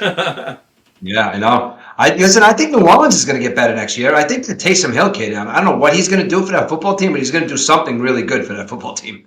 Yeah, I don't know with Winston too. I don't know Winston, who's the quarterback over there. They're having the quarterback issues too. But you know what New Orleans did, Rich? They with that trade. Well, it wasn't a trade. Sean Payton. They had to give compensation Denver to New Orleans. So Yeah. New Orleans didn't have a number one pick, so they got one in the trade. They got a number two pick as well for next year. So I think New Orleans it gets the A+ right now in the offseason for what they did because they were not a number one, so they can go place with that number one. I think it's It's the Denver had a pretty bad season, so it's like a top 10 pick maybe. I think for the Saints. Not bad. It's not bad. Not bad. It's good to see a lot of different teams. Well, obviously not different teams, but different teams different teams getting good quarterbacks and being competitive. It just makes sports that much more fun to watch when other teams are when not one team is just dominating the sport. You know what I mean? Yeah, Like the Rich. On Patriots. the Tom Brady story this week, he retired. Do you think it's real now? Do you think it's time to go? I think yes. I think this is finally the end of the road for Tom Brady. What do you think? Uh, yeah, I mean he's 46. I mean, I heard somebody say something stupid the other day that the day he announced his retirement is the day that dumb movie came out. So is it going to be like a ploy to like push his movie? But no, I don't think so. Listen, let's go to like the human element too about Tom Brady. He's like, listen, Tom Brady is Tom Brady. He's multi-millionaire, handsome guy. He's got kids. But listen, the guy just got divorced. I mean, I don't know. Maybe that really did take a toll on him. I don't really know. But he's 46. You know what I mean? There was so much regression this Saints year get too. He couldn't even hook up with some of the receivers and stuff like that. We saw Mike Evans; he overthrew him a lot, and they really didn't have a chemistry until that Panthers game late in the season. But even in the playoff game, he didn't want to get hit. Rich, that's the main thing. And Brady went through a career of basically being injury free. He had that one injury in the first game of the season, or was it the first play? But really, did Brady ever get a concussion in his career that you heard of? Right? I never heard of him getting hurt. Like right. No, never. Yeah, he was always. Yeah. They said they played a clip of Tom Brady's dad, like I guess before he was drafted, and they asked Tom Brady's dad, oh your son Tom, he's gonna be in the draft, like he's gonna be a professional football player, like you think he's gonna get drafted, and his father said, my Tommy's gonna go to the NFL, and maybe he'll play a year or two and stuff like that, but we'll be lucky if he gets to see a couple of games next year, and then maybe he'll go be working on Wall Street or something. He's got a degree, So it's funny, like listen to his dad say that now, and then Mhm. it's like holy shit, your son basically went from, you think he might do something in the NFL. I'm very proud of him anyway, to the greatest quarterback of all time. Well, wasn't it thanks to Mo Lewis knocking Bledsoe out of the game, and then Brady came in? Is that what happened? If I recall, that's Mo, right. Mo Lewis, that was a clean hit, man. That was a clean hit. Yeah, Drew the Bledsoe legend. off the field, Yep, the legend Super Bowl started. champion Tom Brady on. Yep. Too funny.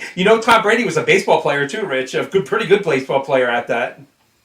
Yeah, I know it was. What do you call it? You put something pretty interesting up on Facebook that sparked my interest. You said that it says that Tom Brady was the last drafted player to retire from the Montreal Expos. I didn't know the Montreal Expos drafted him. Yeah, the Expos drafted him, and the Expos left Montreal in 2003. So that's 20 years ago. So yeah, Tom Brady was the last athlete currently playing that was drafted by the Montreal Expos. So finally, you could say rest in peace, Montreal Expos. Sad to say, I kind of like watching the Montreal Expos play in the day. They were a fun bunch to watch up there in Canada. There were, obviously, from 1969 to 2004. Listen to this list of players: Tim Raines, Andre Dawson, Gary Carter, Vlad Guerrero, Pedro Martinez, Larry Walker, Rusty Stahl, Moises Alou, Andres Garalaga, Chris Floyd, blah blah blah, and it goes on and on and on. GMs also: Jim Fanning, Dave Dombrowski, Dan Duquette, Omar Minaya, Denny Martinez threw a perfect game for the team. It's like there's a lot of I don't understand it. And I was looking at this too. It's like when they first started, who was their first GM? Whoever their first GM was, he was there till 1977, but then he left. After that, you had guys come in, kind of fly by night guys. You know what I mean? It's like 2 years here, 3 years there, and then finally, it's just. The team just folded. But all those players that came, and it's not like Graham played there 8 years. Gary Carter played there 8 years. Dawson played there almost his whole career and averaged 20 home runs and 20 stolen bases for his whole career. That's insane, dude. Pedro Martinez won his first Cy Young, man. Yeah, look at 1994, Rich. They were right on the collision course with the Yankees to make the World Series. And Buck Showalter was the manager of the Yankees then. They were on the collision course. They had the best records in baseball, and then the strike happened and stuff. But yeah, a lot of good players came out of Montreal. You had pitchers too: Steve Rogers, Charlie Lau, Pedro Martinez, like we said, John Wetland, closer. They had some really good players. 1981, they made the playoffs, and they lost in the league championship series to the Dodgers when Rick Monday hit that home run on it was a Monday afternoon Olympic Stadium known as Blue Monday.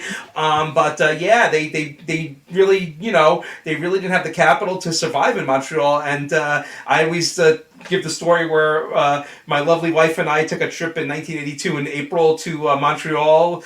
We got there and we were going to the game, and we asked a woman for directions, and she turned our back on us because we were speaking English, but we managed to find the stadium. We pulled in. There was no traffic. There was like 5,000 people there on a Saturday afternoon. It was the Expos against the Cardinals. You walked into this place. It was like dark. It looked like you were in a funeral home. It looked like it was really really depressing place to watch a baseball game. They put cheese on French fries, what they call poutine. I don't know what it was called, but the announcers are calling the players up in French. It was really weird that day, but I was happy to see it because it was part of my childhood watching the Montreal Expos play. I kind of like those uniforms, the baby blues, right? And before the Toronto Blue Jays, there was the Montreal Expos, and a lot of history in Montreal. And I really hope they get a baseball team again one day. It will be nice. And they were talking about it, and they were talking about getting not a dome stadium either, a kind of setting like they have in Minnesota with the Twins, where they were playing an outdoor stadium. I mean, April games might be a little cold and stuff, but Minnesota gets through it and stuff. So hopefully they get another team up there. But yeah, Tom Brady. Imagine if he played baseball, Rich. I wonder if he would still be playing baseball at the age of 46, right? Well, that's the thing. His body type is definitely a baseball player. He's not a football player. He's definitely a lanky baseball player. So I don't know. He backed up Drew Henson, right, at Michigan. Yeah, another Yankee. He was drafted by the Yankees. Drew Henson never had a big baseball career and played in the NFL, but he backed up Drew Henson, believe it or not, at Michigan. That's a good quarterback tandem to have, a good one too, right? Yeah, that's I understand why. Why do you think that Montreal folded and Toronto is still going strong? I guess maybe just different fan bases. Different parts of the country. I don't know. Well, Montreal had maybe it's kind of like nobody wants what. Yeah, Montreal had a good fan base, Rich. The problem with Montreal was the strike really tore them apart. They had to trade all their players and stuff. That was what it was. But if you put a team in Montreal today, I think they would do pretty good, actually. Actually, better than probably Tampa would do, what they're doing right now. I mean, Tampa Stadium only seats 25,000 people, and they rarely sell out, maybe for the Yankee games and stuff. But it's really a depressing situation. I think my road trip's going to take me to Tampa this year, to see a Rays game and stuff. So we haven't really put the nail in the coffin on the trip yet, but I'm hoping to Atlanta, Tampa, and Miami this year as part of our baseball tour, Ben and I. Yeah, Miami's nice. We went to a Met Miami game 2 years ago. Miami's nice. It's nice. You sit inside, air conditioned stadium. It's pretty nice. Yeah, I wish they did the domes up here, Rich, real fast. I wish Citi Field and Yankee Stadium had roofs on them. It would be good, but not going to happen anytime soon.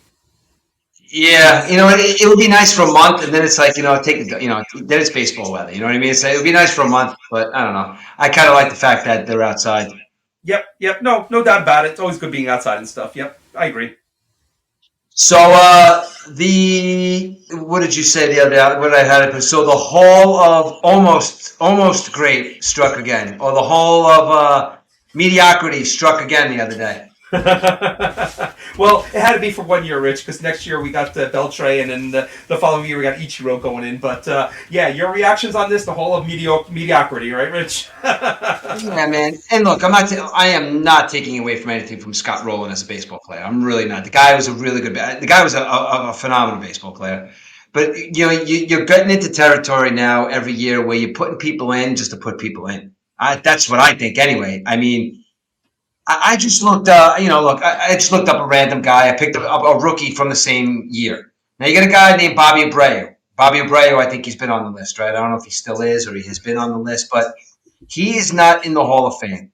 Now, you could go over his stats or whatever. Let's just say basically he said his stats are better, if not a lot better, in a lot of categories. So, what makes Scott Rowland a Hall of Famer and what makes Bobby Abreu not a Hall of Famer? Very easy, Rich. The nerds. And what I say by the nerds is the nerds are running the election now. It's all about analytics now. It's all about WAR. Scott Rowland's WAR was 70.1, which fits right into the Hall of Fame criteria. 39 Hall of Famers, not counting relief pitchers or the Veterans Committee guys elected since 2000, made the Hall of Fame, and the average of those guys is 73.4. So Rowland ranks 20th amongst those guys, and he fits right in where the average is. So you know what, Rich? You could talk about Mattingly and Hernandez making the Hall of Fame. Why didn't they? And I'll tell you why. Because when Mattingly and Hernandez were getting elected through their years of eligibility, that was the steroid era. The guys' stats were padded in that era. That era left. I mean, I'm hoping Hernandez and Mattingly do get in one day with these veteran committee votes, whatever. But you know what, though? It's a whole different voting now, Rich. They're all these nerds on analytics now, so it doesn't matter. Rowland's Gold Gloves kind of defensive category increased his WAR, and that puts him in the Hall of Fame, basically. So yeah, you might say mediocrity, but when the numbers add up and stuff, it's not. So Rowland ranks ninth best at his position, which is third base out of all the. So you want to hear the number 9 best players at their positions? You got Joe Mauer. He's a catcher. He's not in the Hall of Fame yet, but he probably will be eventually. The 9th best first baseman is Willie McCovey. The 9th best second baseman is Roberto Alomar. The 9th best shortstop is Pee Wee Reese. The 9th best left fielder is Willie Stargell, Richie Ashburn in center field, and Tony Gwynn in right field. So those are the 9 best players at their position, and Scott Rowland's at third base. So you look at all these things, all these factors, Rich. Scott Rowland was the Nolan Arenado of his generation, basically. And we spoke about Nolan Arenado this year on his third base. He's the vacuum cleaner at third base. So do I think Rowland should make the Hall of Fame? Yeah, he's a nice guy. He was a good player. But you know what, though? All these factors, Rich, that's what makes the Hall of Fame nowadays. Is it right? Probably not. But you know what? These nerds aren't going away, and we know that baseball is based on analytics now. It's all these guys who never played an ounce of baseball in their lives, but they put the numbers together, and yes, Scott Rowland becomes a Hall of Famer. That's my thoughts about it, Rich. So why now? Why is the Hall of Fame? I say when is it going to become like an honor? It is an honor. Don't get me wrong. I'm not saying that, but Scott Rowland is not as good as Babe Ruth. No. Agreed. Scott Rowland is not as good as Sandy Koufax. I'm talking about baseball players. Rich, I'll put it for next year. Scott Rowland's not better than Adrian Beltre. Adrian Beltre is going to walk into the Hall of Fame next year. Yes, Adrian Beltre was a very good player. Yes, he was. And he does deserve to be in the Hall of Fame. Without a doubt. He does. Of course. Mm-hmm. But that's what I mean, though, Eric. It's like, when you get the whole thing, it's like, we got to put somebody in. No. I don't know. No. We don't put anybody in this year. Next year, Ichiro is going to walk in as well. Yep. Mm-hmm. Mm-hmm. Yeah, no doubt. He's going to walk in as well. No doubt. Yep, exactly. I agree. And you know what? Barry Bonds, walk into the Hall of Fame one day, pal. You deserve to be there, you know? Yeah, but and that's the point I'm making to end this conversation is Barry Bonds is not in the Hall of Fame, and it makes the Hall of Fame a farce. Barry Bonds is the greatest baseball player that ever lived. And he's not in the Hall of Fame. And you know what? A-Rod's trending now, Rich, too. A-Rod, he's trending upward now, so he might make the Hall of Fame before these guys, too. He should. A-Rod should. Yeah. I right? mean, look, if you look, A-Rod had some years where it was just ridiculous. And I think it was with the Yankees, like with the Rangers and he and Seattle. Like he had some seasons that were just absolutely ridiculous. And those are just like average years for him in the beginning. Yeah, he definitely, some, and we also talk about Roger Clemens, the pitching side and stuff. What do you think? These guys.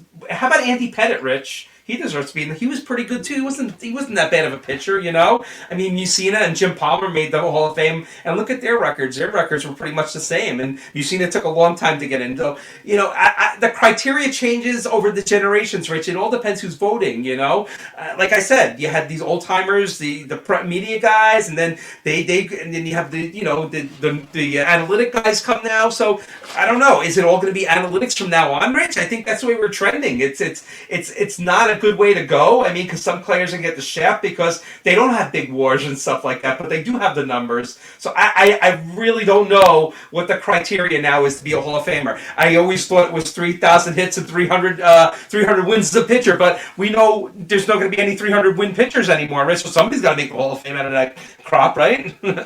Yes, and I know I sound like a broken record, but you got to put Scott Rowland in the Hall of Fame. Why is Albert Bell not in the Hall of Mm-hmm. Fame? Why? Right, Why is right. he not in the Hall of Fame? Like they I have. mean, guys like him, like it's that's why it's a farce. Mhm. It is, man. I don't know. What There's about so Todd many players Todd out there. Helton too, Rich? I mean, he'll make it next year probably. He's trending upward, but why does it take Todd Helton so long? Look at Todd Helton's stats. Oh, you know what they'll say, Rich? Oh, because he played in Colorado. It's so easy to play in Colorado. It's like, Oh, I oh know, my I know. goodness, stop already. It's just one excuse after another. I think you know what I do think, Rich. I think these voting guys. I think they like living in the spotlight themselves. I think they love the attention and stuff. I see these guys putting their ballots on Twitter because they want to show the fans who they voted for and stuff. So I think it's about these guys too, their egos and stuff, voting and stuff for the Hall of Fame. It's just like so many facets of what makes a Hall of Famer, what doesn't. It's like these guys think they're above the game. These writers. I know, and it's never going to change. Or if it does change, it's not going to be for a very, very long time. But they have way too much. I think they have way too much power. I just do. You think, yeah, Arson Judge should make the Hall of Fame, right? Remember Aaron Judge, Huh? Arson. Oh, Arson Judge, yeah, Arson Judge. He's come out with next year with the Arson Judge jersey. Excuse me, got the hiccups. All right, what time is it here? It's 1:30 here. What is going on with your boy and your basketball team? You know what, Rich? I said when we spoke, we're going to do a show tonight, and I saw this news report hit this afternoon. I was like, are you kidding me? I mean, how many times has this guy said he wants to get traded from the Nets? It's getting ridiculous already. And you know what? This might be the time, Rich, where we say good riddance. I don't know if the Nets can do something before Thursday, but you know what, though, Rich? If they do let him go at the end of the season, they walk away with nothing. So I think the Nets have to make every opportunity available to trade this guy before the deadline. And you know what? Where's Kyrie going to go to win? I mean, don't the Nets have a great chance to win the championship? Their odds are perfect. Durant's coming back this week or next week, so he'll be back. I mean, the Nets are in a great position right now. So why does Kyrie want to break it up? I mean, is it because they lost to the Celtics the other night by a ton of points? I mean, the Celtics, I think they beat them by 100 points. I'm just sick and tired of Kyrie Irving. The 3-year relationship he had with the Nets, it's just ridiculous. I mean, how many times can you go and say, and the Nets always say, no, we're not going to trade you, basically. So I think they have to do it this time, Rich, because, they were talking negotiations. He wants a 4-year contract. He wants all the money in the world. But he's going to go to some team, Rich, and pull the same crap. We saw James Harden do it last year. James Harden got traded. I mean, he did pull the same crap in Philadelphia. I'm surprised he doesn't want to get traded now from there. But, I think the best for Kyrie Irving to win is in Brooklyn right now, and I'm sure you'll agree with that. But if they trade him to the Lakers, do you think that makes the Lakers a winner? I mean, come on now, really? The Nets will get Westbrook back, it looks like, and the draft pick for the number one draft pick, and maybe another player. But I think the time is now. I'm done with it. Get rid of him now. Thursday, bye bye. He can go to the All Star game wearing his new team's uniform, whatever. But I'm done with Kyrie Irving, Rich, because you know what? He had the thing in the beginning of the year with the mouthing off about the movie and stuff, and then he goes on this winning streak. They win 18 out of 20 games. All of a sudden, Durant gets hurt, and he's crying again. He wants to get traded. So I just hope the Nets don't trade Durant. I heard Durant has some trade value more than Kyrie Irving, but you know what, Rich? I'm done with him. Get out of here. What do you like? What do the Nets do here, dude? Like, in all honesty, like, I'm gonna beat them up a little bit, but I know that your team, I'm not. That's not the reason. I'm just. What do they like? What do they do? Now, now listen, Kevin Durant. Kevin Durant's gonna go down in history as one of the greatest basketball players ever lived, right? Mm-hmm. Oh yeah, no doubt. Yeah, great player. Yep, I agree. Hall of Famer. Where is his Scottie Pippen on your Nets team right now? That's a good question. I mean, the Scottie Pippen was Kyrie Irving, but if Kyrie's head's not in the game, do you go with Ben Simmons? I don't know. Do you make another trade? No. I don't know what you do, Rich. I mean, the trade deadline, the Nets could go out and make a blockbuster trade themselves and bring in another player. You don't know what's going to happen, I mean, Right. Maybe trade, you know what? Maybe don't trade Kyrie to the Lakers. Maybe trade him to San Antonio and see how that feels. I heard there's no teams out there that he requested a trade to. So you know what? If I'm the Nets ownership, maybe I do trade him to San Antonio or a crappy team. I heard Dallas is involved now. Trade him to Dallas. Maybe he'll do great in Dallas with Doncic. Who knows? But No way. That Yeah. would not. I honestly, dude, I do not think that relationship would last 1 week if he went to Dallas. Right. How about Phoenix? Phoenix is another destination for him. Maybe I don't know. Phoenix might work for him. I'm just talking Doncic. I don't think him and Doncic would get along. Oh, okay. I was talking about Kyrie, where Kyrie's going to land. Yeah. No, I don't think that will work out either. Because you know what? Wherever Kyrie goes, he's going to pull the same crap. And, he's a cancer, Rich, wherever he goes. I mean, he should just leave basketball right now. I feel sorry for the team that he goes to. It's just going to be the same crap over and over again with this guy. Yeah, exactly. But somebody. How much of the money is the Nets responsible for if he leaves? Is the Nets got to pay him any money or not? I don't know. I don't know what the deal is. I mean, they might work a thing where the Lakers or whoever takes on the contract, but the contract ends after this year, so I'm sure the team that signs him is going to have to give him a contract right off the bat, basically, because he's not going to want to be he's not going to want to go somewhere and then have to go somewhere else. Because God forbid, he'll have to change teams again. But yeah, it's just like I don't understand players nowadays. It's just like play out your contract or stop bitching around. You signed the contract. It's like these guys want to rework their contracts every year. It's like it just doesn't make any sense with these guys. And I'm done with Kyrie. I mean, he just remember when he took the time off, Rich, last year too. He takes days off. I mean, who does that? I mean, Too many people. Too many people do that, dude. You know what? Kyrie should go play golf or some other sport where you don't have to be a team player. Because when it comes to a team sport, he's definitely on the bottom of the list. I wouldn't want to have him as my teammate, Rich, if I was playing. But that's the Nets. They were hanging with my Celtics. It was like I was actually worried about the Nets. Like now I'm like I'm not worried about the Nets. Bring Kevin Durant. I don't care who we bring because Tatum is just playing on another level right now. I mean, it's just the Nets aren't going to be an afterthought, dude. And I'm sorry to say it like that, but it's a team that was supposed to do so many great things with these three guys, and it was an epic. I mean, look, it was an epic failure, right? Yes, right or wrong. Oh no, definitely failure, Rich. Because the reason why you bring in these guys is to win a championship. So you had the third year, and remember last year they hardly played together. Durant and they had James Harden too. Rich, they couldn't even do it with James Harden, Durant, and Kyrie. That's a super three basically. Those are three potential Hall of Famers. But the Nets are a cursed franchise. We spoke about it from the day one. I mean, Drazen Petrovic and losing to the Lakers and the Spurs and the championships back to back, and Jason Kidd and all these guys. I mean, they had so much potential, this team, but and playing in Brooklyn, they're going to always be the second class citizens to the Knicks. The Knicks are always going to be the top team, but you thought for 1 second that they would take the spotlight in New York and be a good team and win a championship. And who knows, Rich? The stranger things have happened. They just might. You don't know. But, a lot's going to be to tell, there's a lot to tell in the next 4 or 5 days before the trade deadline on Thursday. What happens?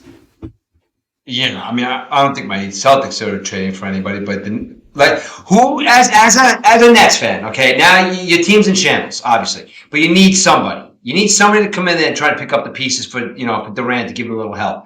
Is there anybody out there that's going to give you, that you want to come to your team that's out there that would probably help them be relevant? Wow, yeah, some good players out there, but I think if they make this Irving trade, Russell Westbrook's not the answer. I Even mean, 15 years ago, he was the answer. yeah, I would go for a different player. I mean, maybe I don't know. Maybe bring D'Angelo Russell back. Who knows, right? I don't know. I don't think Minnesota would do something like that.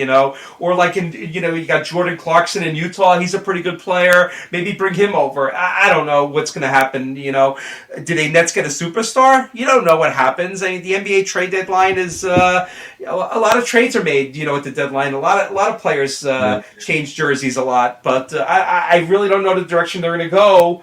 But it's just sad, Rich. This was a team that had so much potential. 2 years ago, I went to a playoff game.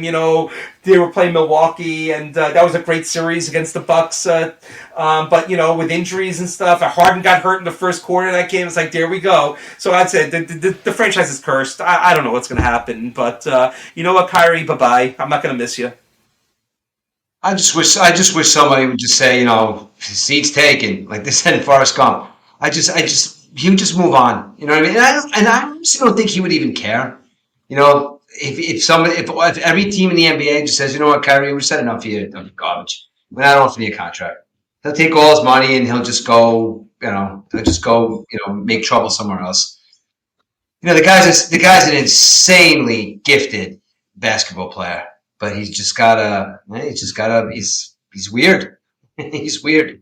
Isn't it amazing, Rich, when you have so much talent, you got the world under you got the world in your hand, basically, and you screw it up, basically. It's just amazing how it happens. I mean, you're an athlete, you're gifted. Just go out and play the basketball game. You don't have to be a spokesperson or mouth off about everything. Just go play basketball. That's it. Yeah, exactly. And I want to talk about LeBron James a little bit. Sure.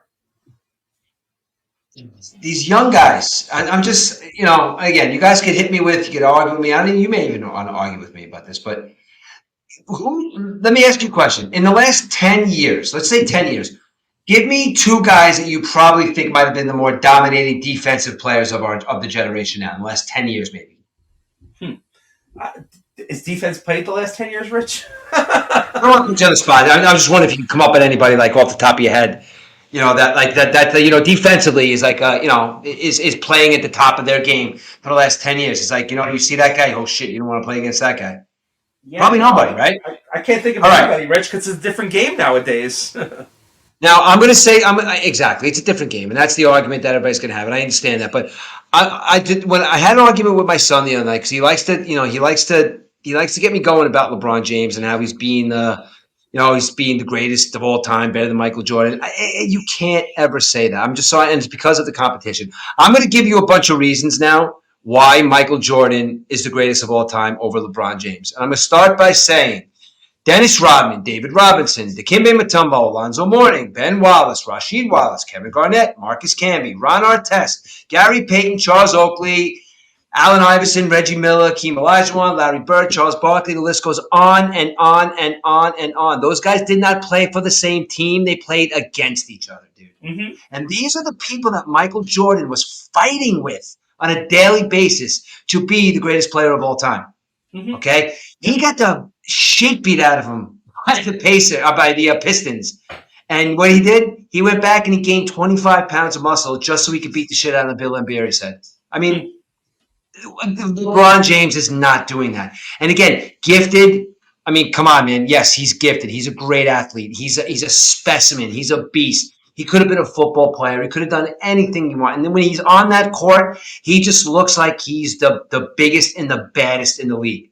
That's because there's nobody there now. Not that I'm saying there's nobody there. It's a very offensive heavy league.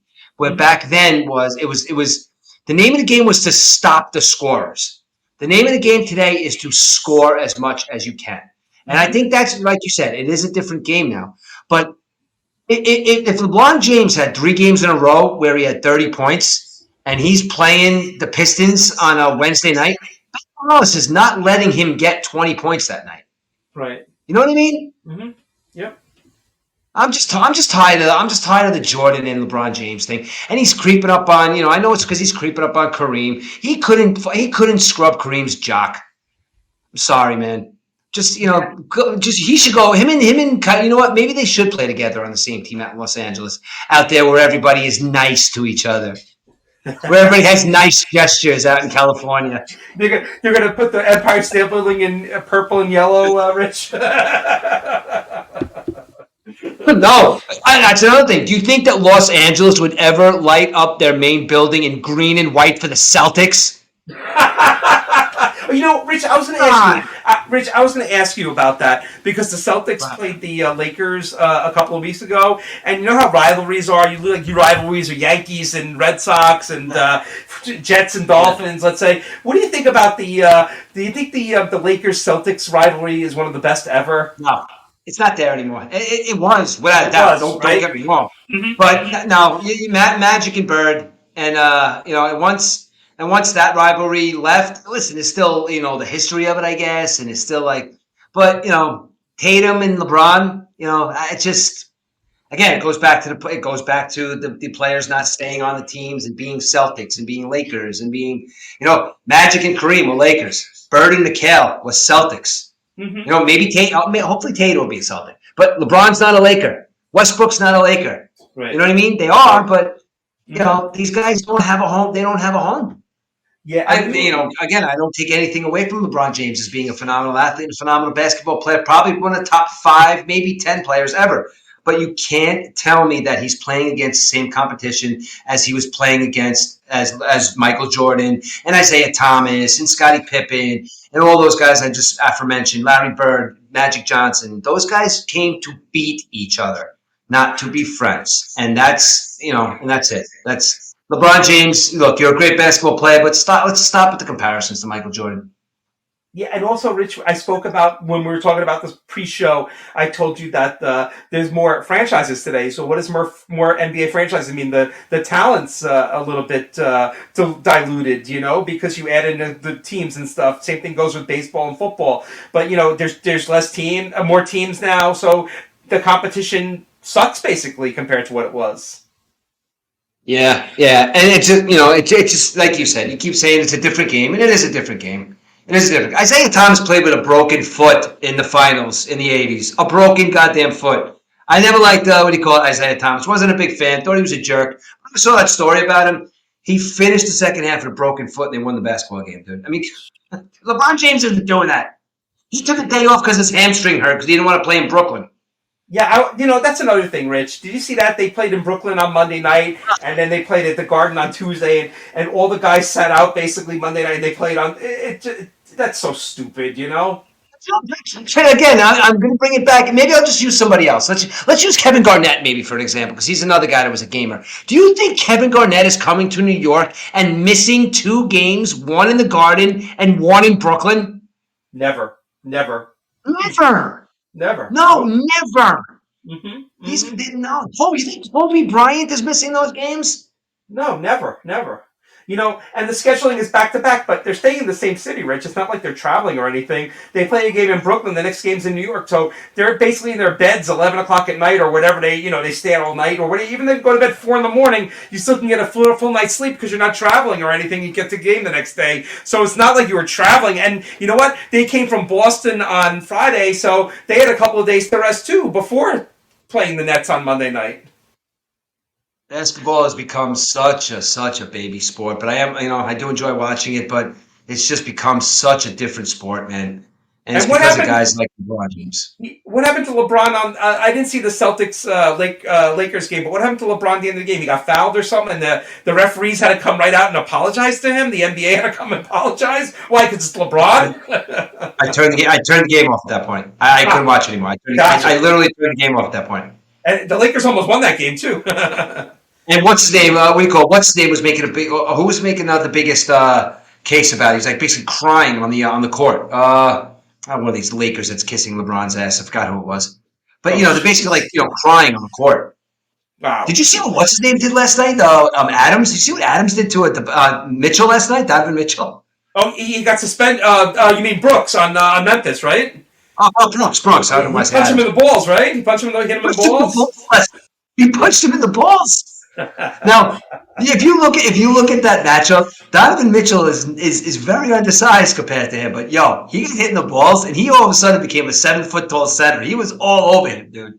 Yeah, both guys got suspended. I think Brooks got suspended and Mitchell got fined. But yeah, and I was like, wait a second, I had to do a double take because Mitchell's such a nice guy. I said, why is Mitchell getting in a fight? It's crazy. I didn't realize. But then I saw what happened to him before and stuff, so I could see why he got in the fight. I mean, Aiden said the same thing. He's like, Donovan Mitchell is the nicest guy in the world. What happened there? So we kind of like watched it a couple of times. Like, kicked him he punched him in the balls. Anybody would get mad at that.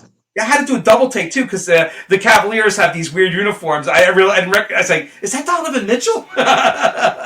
Yeah, I know. I like Donovan Mitchell too. I was hoping he was going to become a Knick, but whatever. Yeah, actually, Chris Paul might be coming to the Knicks. Rich, I was reading he might be coming to the from the Suns this week trade. So I don't know, a lot of rumors flying around. We'll have next. Yeah, Is Chris Paul going to get in a time machine and go back 15 years and get Chris Paul? well, that's the thing. I mean, what are they going to give up for a? How old is he? Like 35, 36-year-old Chris Paul, right? As I love Chris Paul at that. He's still really good. He's still a really good point guard. But you know, Chris Paul 10 years ago is going to help the Knicks win a championship. Not Chris Paul now. Yeah, no, I doubt it. I doubt it. Just, I guess, put fans in the seats. But I think the Knicks are doing pretty good. They got some pretty young players. That point guard's pretty good, right? Yeah, Jalen Brunson's playing well, and what's Yeah, his he's name's playing with playing well. his dad. His dad's like the assistant coach, Brunson, right? He's playing under his Yeah. dad. Yeah.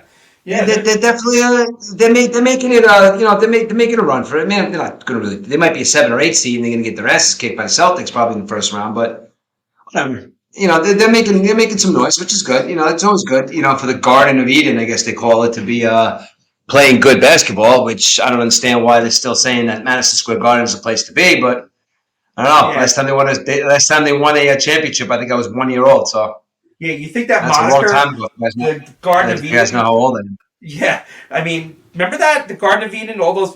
For college, it was okay. You remember Chris Mullen and stuff. You know, St. John's playing in, but the Garden of Eden, I think that wore off. I don't think they.